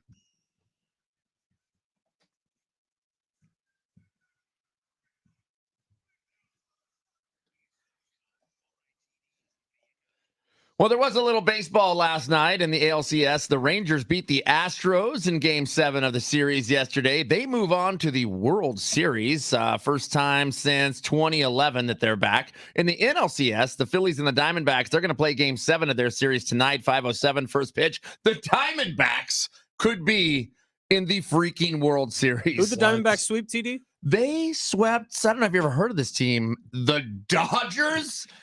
Checks out. Monday Night Football last night. San Francisco lost their second game in a row. They're completely imploding. We've been talking about it all day here. I'm just saying. Brock Purdy. Yeah, Brock Purdy. He lost all of his teeth in the game. Exactly. Sam Darnold warming up currently. Looks like a toothless, what do they call him? A troll. Troll. From an underpass. Yeah, exactly. I mean, just an absolute abhorrent, awful. Christian McCaffrey, though, close to holding a new record. He now has the second most games in a row with a touchdown in league history, including the playoffs. Current record is 17 consecutive games. C-Mac sits at 16. Lenny Moore, who played for the Baltimore Colts in 1964, holds that record. And deep cut. I don't know if you saw C-Mac last night after the game, after the loss. He was not in the mood to switch jerseys. He turned down the opportunity with former Stanford teammate and Minnesota defensive lineman Harrison Phillips. Good. Dude. I hate that crap. The jersey swap. No, I think it's the why? dumbest thing ever. Dude, I hate that crap. Harrison Phillips is like one of my favorite players that nobody talks about. He's Yeah, like, you got a poster of him on your wall? I have two Harrison Phillips. No, Put yourself in that situation, go Rich. ahead. And you're this big, boisterous, fun-loving character, but I know that you have that side of you, the competitive side, that gets a little scary. Like, I know you have it inside. It hasn't been woken up in a while, but I know you have it. But after a game, when you just get done putting your body on the line and literally fighting other human beings for 3 hours, you want to go out there and be buddy-buddy? But hell no. I'm a real psychopath. Like, I have a switch that I could turn it on and off at my leisure. So I really, as soon as the game was over, legitimately people who you would have thought I had a blood feud with when the game was being played, all of a sudden the switch comes off and I'm just like, hey, how's the family? My jersey, bud? Yeah. I think it's a nice gesture. I wish it was around when I was still playing, because there's a lot of guys that I played against or with that I wish it was a little bit more of an acceptable thing. I don't mind that stuff as much. I think overall, I think some of the things, there's a little too much brother-in-lawing going on the football field, like while the game's actually being played. And that type of stuff, from a competitive standpoint, I'm just like, well, no. Speaking of Eric Hosmer, that's what used to piss me off the most about him. He would be all buddy-buddy with guys when they would get a single and get on first base. I'm like, no, you hate that guy right now. And taking his shirt off to trade it with another shirt. Will happen all the time. But in the NFL, I've seen it a lot recently with like cornerbacks and wide receivers who they used to hate each other so much, but on the field they're like, "Oh, hey, that was a great hit, man." Some of them still do. I mean, like the AJ Brown in Philadelphia. I mean, Debo makes no qualms about it. Like, there are a couple of receivers who are just like, they're just bad dudes, and they're looking to put a hurna. Tyreek Hill. The majority of cornerbacks are not bad people, dirty players. Well, they try their hardest to get away with a lot. Dirty players at the cornerback level is like, it's like being a dirty NBA player. It's like giving a couple of tugs on the jersey and you're just like, ooh, I'm doing something naughty. Hey, really quick, let's do a couple of these stories in four corners. The super volcano is the one that caught my eye. And I know, TD, you're responsible for putting this on the rundown. There is a super volcano up near the Mammoth Lakes area. Apparently, there's been a lot of seismic activity happening. Are you kidding me? No, which all the seismic activity indicates that there could be something brewing down there. They do know that there is a magna flow underneath that. So if it were to blow and there was a super volcano, it would put 3,000 feet of ash over the city of Los Angeles. However, they did say probably not going to be a super volcano with this. So They don't think that. The scarier one's in Italy, where they've been registering a bunch of like earthquakes, and they think that there's one that's going to blow that could like lead to thousands of lives being no more lives. Well, that's what would happen here as well if there was a super volcano. There's also, I mean, at Yellowstone, they believe that would be a super volcano, and I do think scientists still think that one could go first. By the way, 3,000 feet of ash. Like, think about it's incomprehensible. I mean, yeah, that's a mountain of ash. Correct. 3,000 feet that big? 3,000 feet? Okay, what's a mile? Denver 5,280. It's less than a mile. Oh boy. Yeah. Yeah. Less than a mile. It's a lot, so like if you I'm trying to think of a mountain here. Well, I don't know. Let's see what it's taller than Mammoth. Oh yeah. 3,000 feet. I mean, that's a mountain you can ski on. Right. If you were at the bottom looking up at the tip top of that mountain, That would Yeah, be ash. that's not great. Mm-mm. That is Mm-mm. less than ideal, some would say. Not Also, good. bananas could go I extinct. don't really know how this could happen. But there's a fungus that apparently is infecting nature's potassium-filled fruit, and it's possible the Cavendish banana, which is the ubiquitous fruit, the yellow, Yeah, like that's the one that could go under. that would be terrible. I mean, banana covers up the flavor of so Let's see, many what is bad this things. called? Okay, the Panama disease. Am I the only one that doesn't like the texture of bananas? You don't like What? bananas? No? Like, bring on banana bread all day, but the texture of actual bananas makes me gag. They first discovered in Huh. Taiwan, 1989, tropical race 4 called TR4 has since spread to Australia. So this is the fungus we were talking about. Mhm. India and China, Mhm. the world's largest banana producers, as well as the Middle East and Africa. Oh man, They said, think of a fruit version of the fungal epidemic from The Last of Us. Jesus. Wow. Okay. Bananas are over with. So find a new. Or else we're all zombies. Yep. Start eating plantains. You know what? All you need, if there's anything I've learned from this Padre season or last, all you need with a fungus is just a little bit of a balm. Just a little. You want to get rid of ringworm or any fungus. What was it called? Cholesterol? Cholesterol. Huh. That's right. Just a little bit of steroids. I got some steroids in my car right now. Um, Pendendone. I don't know. Hendon I don't know. syndrome? I'll go grab the bottle. It's not for ringworm. Okay. It's supposed to help my Are throat. we doing drugs on the show?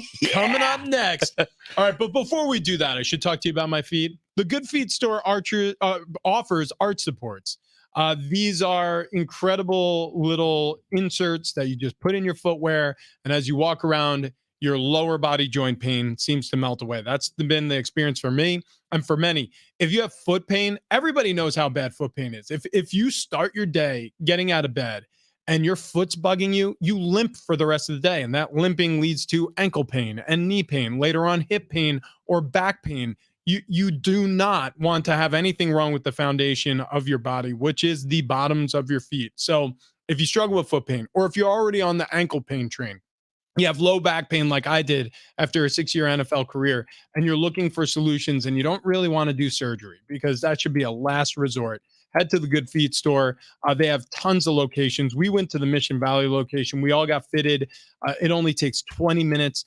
You walk out of there same day with arch supports, and it's a life changer. You'll go golfing. You'll be walking around the theme park. You'll go out trick-or-treating now that the holiday season is here, and you'll wake up the next morning feeling like you can face the day instead of being racked with pain. The Good Feet store has 300 plus locations around the United States and overseas. They've been doing this for 30 plus years. Goodfeet.com to book your appointment. And coming up next, speaking of pain, a lot of injuries around the NFL. We'll get your update there with Pro Football Doc David Chow joining us next.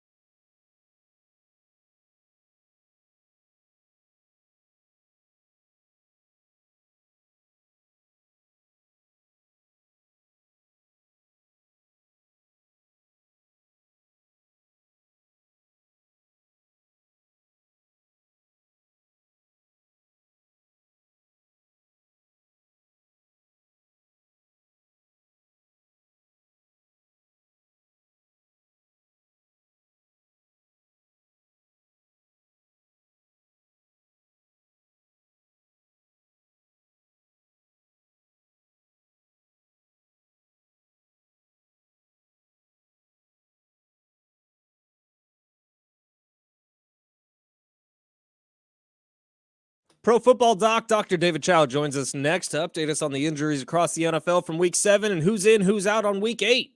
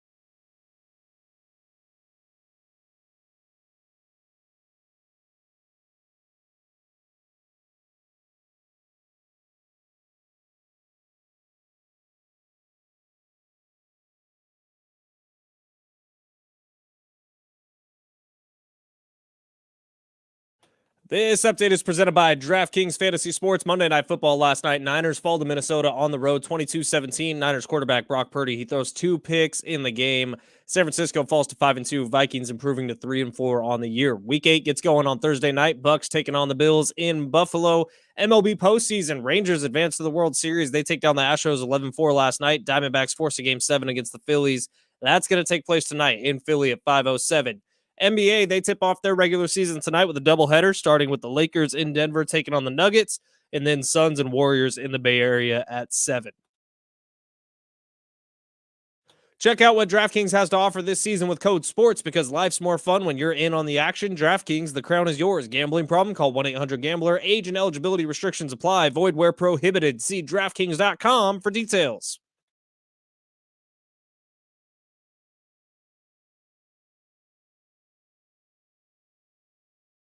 Big Rashid and Fletch, San Diego Sports 760. We are rolling through a Tuesday, and the Warrior Foundation Freedom Station Give-a-thon.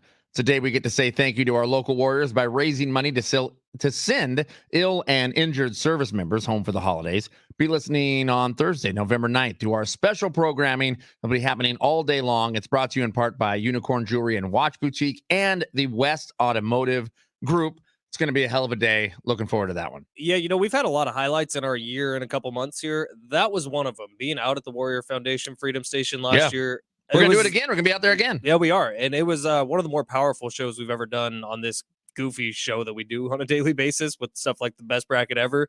But that day, I talk about a tearjerker all day long, and we're doing it again this year. Can't wait. Mm-hmm. Yeah, looking forward to that. Looking forward to talking with Dr. David Chow, who joins us every Tuesday at 8:30. Check in with the Pro Football Doc at Pro Football Doc on Twitter or X, whatever you decide to call it. It's the same place it's always been. Also, you can find him at sickscore.com. That's SIC score.com, Sports Injury Central, for all of your updates.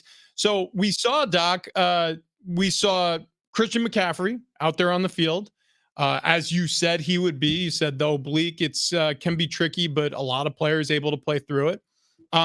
Trent Williams out of the game. You mentioned last week that it was most likely a high ankle sprain, and those are very difficult to recover from, obviously. And then Deebo Samuel, the report came out that it's a hairline fracture in a bone in the foot, and he'll be out for at least 2 weeks. That feels like a very quick timeline for Deebo. What is your thought process on that injury specifically? How long could Deebo be off the field for? You're right, and that CMC we're right on not being that big of a deal. Trent Williams finished the game, but then couldn't play the next week, and that's typical for high ankles. Deebo was a little bit of a surprise, a hairline fracture in the shoulder. We didn't see a lot of video, and quite honestly, we weren't the only ones surprised. It seems like the 49ers, the medical staff were surprised because x-rays were negative. They said an MRI was negative, which surprises me because MRI usually shows us edema, and then a CT scan picks up this hairline fracture. Unless it's like some sort of chip fracture of some sort, which it could be end of the collarbone. 2 weeks is a little bit of a quick timeline, but that's the only one that's surprising. And look, it seems like in the building, they were surprised by it a little bit too. So we'll have to see what happens there. Doc, if it's a hairline fracture in the collarbone, do they even do anything with it, or it just sits there until it starts to heal up? Sits there. If it's a hairline fracture in the mid shaft, you might be longer than a couple weeks because you don't want to fall on it and turn it into a complete fracture. If it's a hairline fracture at the end of the collarbone, which it could be, that is something that you could play through with symptomatically within a week or two kind of situation. So it really depends on the location.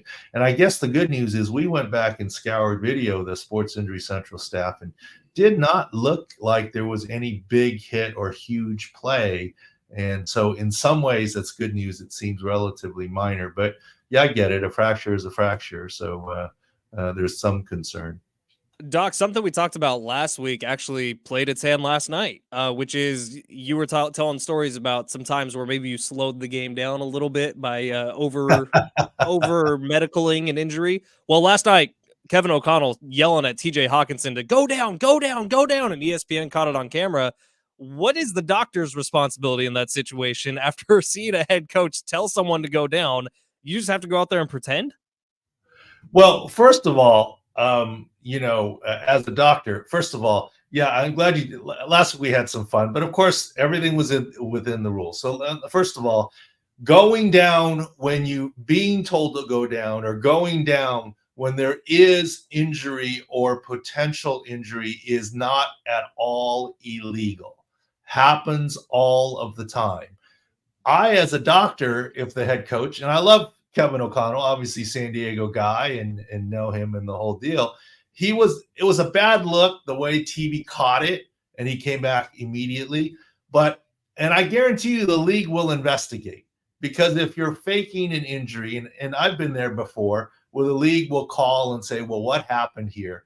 And if the explanation is he felt something grab and he was looking to come off and he was told to go down as a precaution, I, as a medical doctor, would go on the field and say, what's wrong? Let's look at it. I don't know that it's real or not real. And we may determine that it's not a big deal and let him back in one play. That is all within the realm of legal and okay. Now, what would not be okay if it was pre-planned in some way? We need a timeout. We need to slow him down. You're the designated guy to go down. And there was not even a concern. Like, a lot of times it'd be like, ooh, I don't know what just happened there. Let me get off the field, and you're told to go down. That's not illegal, because there's the small chance that if you run off the field, you make it worse. So you don't want to do that. And that's how it's defended. And it's the health and safety era. And gee, it turned out to be okay. Now, if he felt nothing, there was nothing, and this was just a pre-planned thing, there will be fines. But I doubt that will be the case. I mean, you saw later on in the game, Fred Warner, and I think the mics caught him, I think it was him, screaming when he got the knee to the thigh or the hip or what have you. And everyone, like my staff, went nuts, texting me. It's like I was watching from home, and Twitter's kind of going nuts. Oh my God, this is horrible. And I'm looking at it, go, he got knee to the thigh. I don't think it's that bad. And I'm not calling Fred Warner soft. He's as tough as they come. But you can often get scared when an injury happens. That dead leg or that hurt like crazy, but then shake it off within a play or two and be okay. This is why I always say you judge the injury, not the reaction to the injury. Hawkinson going Mm. down was the reaction to the injury. Fred Warner's potential scream was reaction to the injury, not the injury. I'm not calling that guy soft. I mean, sometimes in the moment, you're worried about something where it hurts like crazy and you have a reaction. And it's unfair to say that Fred Warner, I don't think, was faking for the timeout. And with the scream and what have you. And Hawkinson, as long as it wasn't a pre-pan thing, I think it's okay. I remember one time I was screaming in pain, and the coaches were like, "Are you okay? Are you okay?" I'm like, "I broke a nail," and I was cut the very next day. In fact, they said the doctor did tell me I was soft, and he said, "No, that you're done now. You're done here." I thought that wasn't me throwing you under the bus, was it? It wasn't me. I wasn't the one throwing you under the bus. I thought there was a strict, perfect nail policy. Yeah, there was in New Now, England. I do have a question for you, Rich. What do you got? Could you come straight off the couch and play? For enough money, yeah. I don't think it would look all that great, but yeah. I didn't say would you. I said could you. Well, Doc, he's lost about 30 pounds from playing weight. I don't know if he could anymore. Yeah. Maybe a month ago. At this point, at my current weight, I would get ragdolled around a football field. But yeah, if I were at playing weight, you could make an argument that I could be a Band-Aid for a football team. But I even how long before the shoulder pops out? Yeah, even saying that, like, I would wake up, I'd be such a mess the next morning. I don't even know if that's true. We should try it. I could do it. I don't think I would last very long, even in game, now that I'm thinking more about it. And that's what I've been saying. The Justin Pugh story is fantastic. gosh. I mean, I love the straight off the couch, and he's got beanbag endorsements now and t-shirts. It's good on him. But the Giants are still in trouble because they brought him off the couch because they needed the depth, and he started at left guard. The number 2 left tackle went down, and he slid to left tackle, a position he's not used to playing. That's not much harder. Then Shane Lemieux tears a biceps in the interior. The Giants are worse. And you're making my point, Rich. I tell it in other ways. I'm not that guy. Look, I haven't played basketball in a number of years now. Well, it might be decades. Okay, but whatever. But if I went out and hooped a little bit, I probably couldn't touch the bottom of the net, much less the rim anymore. But in any case, I might get through a couple of pickup games on Saturday, but I'm going to pretty darn sore on Sunday, Monday, Tuesday, Wednesday, and I don't think that second weekend is going to be a lot worse than the first. And that's Justin Pugh's situation, right? I mean, he did it a week, he did okay, but he can't last 2 weeks, 3 weeks and be good like that coming off the couch. And that's a problem in New York. Well, and you saw it during training camp, Doc. Like there's that first week of training camp where everybody's healthy and everybody's flying around. And then by the next week, your body, that delayed onset muscle soreness, the connective tissue starts to get broken down a little bit. You have a lot more people in the training room. All of a sudden, the training room fills up where to certain points, you need to have like training tables put outside. You need to hire extra trainers or assistant trainers to come and help out during training camp, because all it takes is 1 week of that level of abuse, and you're hurting. And so I'm with you. I think the New York Giants have a problem. Really quick before we let you go. And there's all those extra ice tubs, the little pools for what normally is for toddlers in the hot summer is all filled with ice outside, and they're full, all the ice tubs. Yeah, he's not lying. Like, they will literally fill up baby pools sometimes. It'll be like multiple offensive linemen, just with like assistant athletic trainers from like Shepherd University dumping ice, and just like, is that enough? You're just like, more. Yeah. Really quick before we let you go, Bijan Robinson, migraines, wasn't on the injury report. It's a significant issue with the NFL now investigating. What do you think is going to be the outcome of that investigation?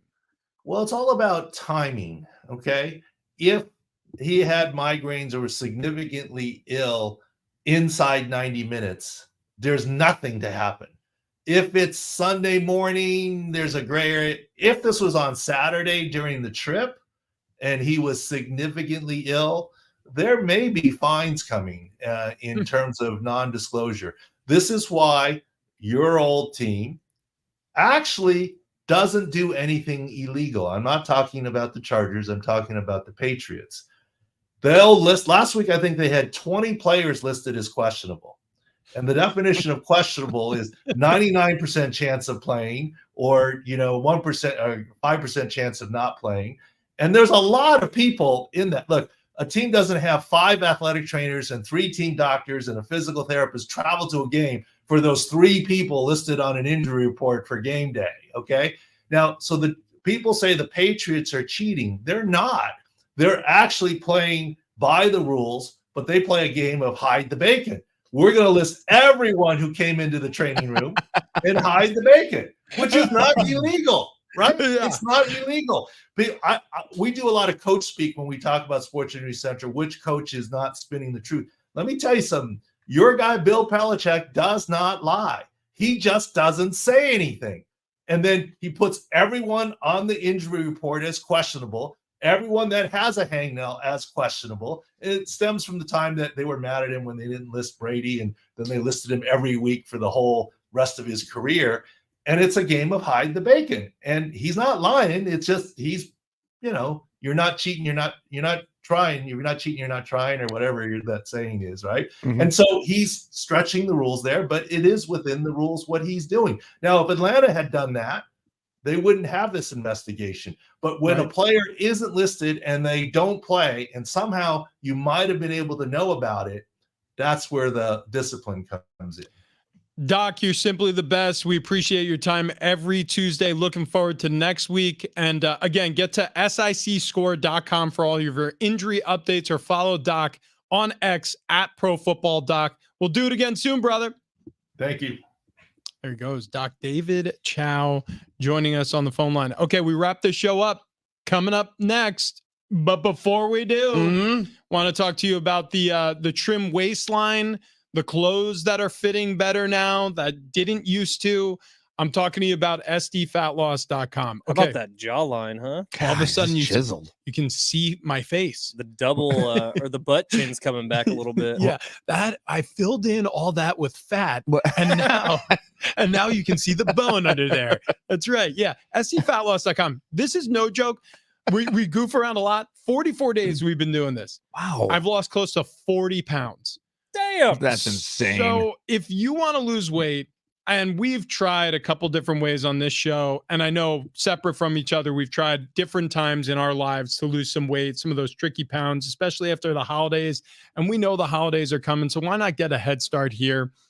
Give the gift to yourself, to your family that'll keep on giving.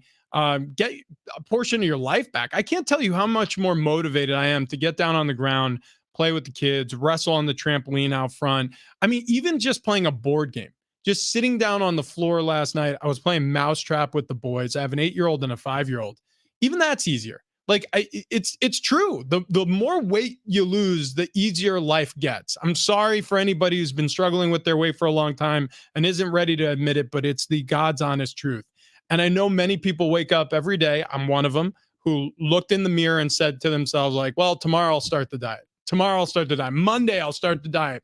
And you never quite get around to it. Make a phone call. It's that simple. Just make a phone call, check out a website, and it can start you down a path to better health, to weight loss for the first time in a long time, or maybe the first time ever for you. The number to dial is 858-665-3211. The website is sdfatloss.com. You can reach out to any of us on X or Instagram. You know our handles. If you want, like, honestly, if you just want to hear our own personal story more in depth, we're willing to share that. But yeah, sdfatloss.com is a game changer. We suggest it to everyone. Okay, now it's official. We'll wrap up the show coming up next.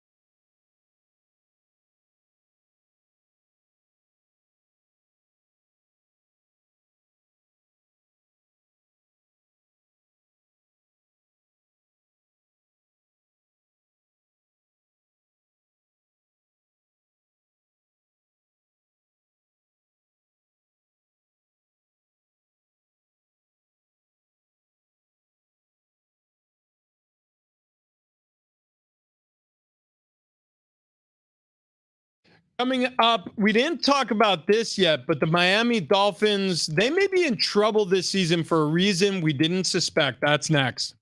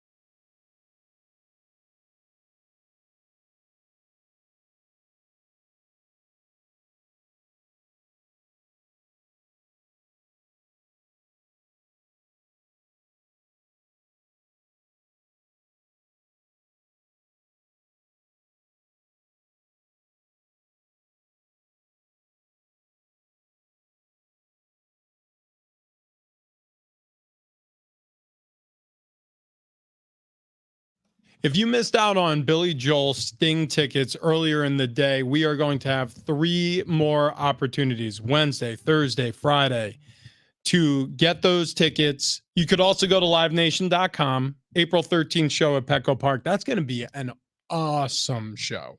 Awesome. What's going to also be an awesome...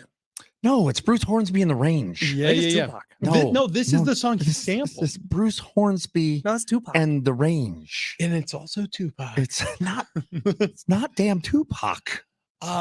Another great show is going to be Hard Knocks. Miami Dolphins are going to be midseason Hard Knocks on HBO. Which, probably not a great sign for the Dolphins because It's been a fun first 7 weeks, boys. Wrap it up. Well, it's a distraction. I'm very curious how they handle it.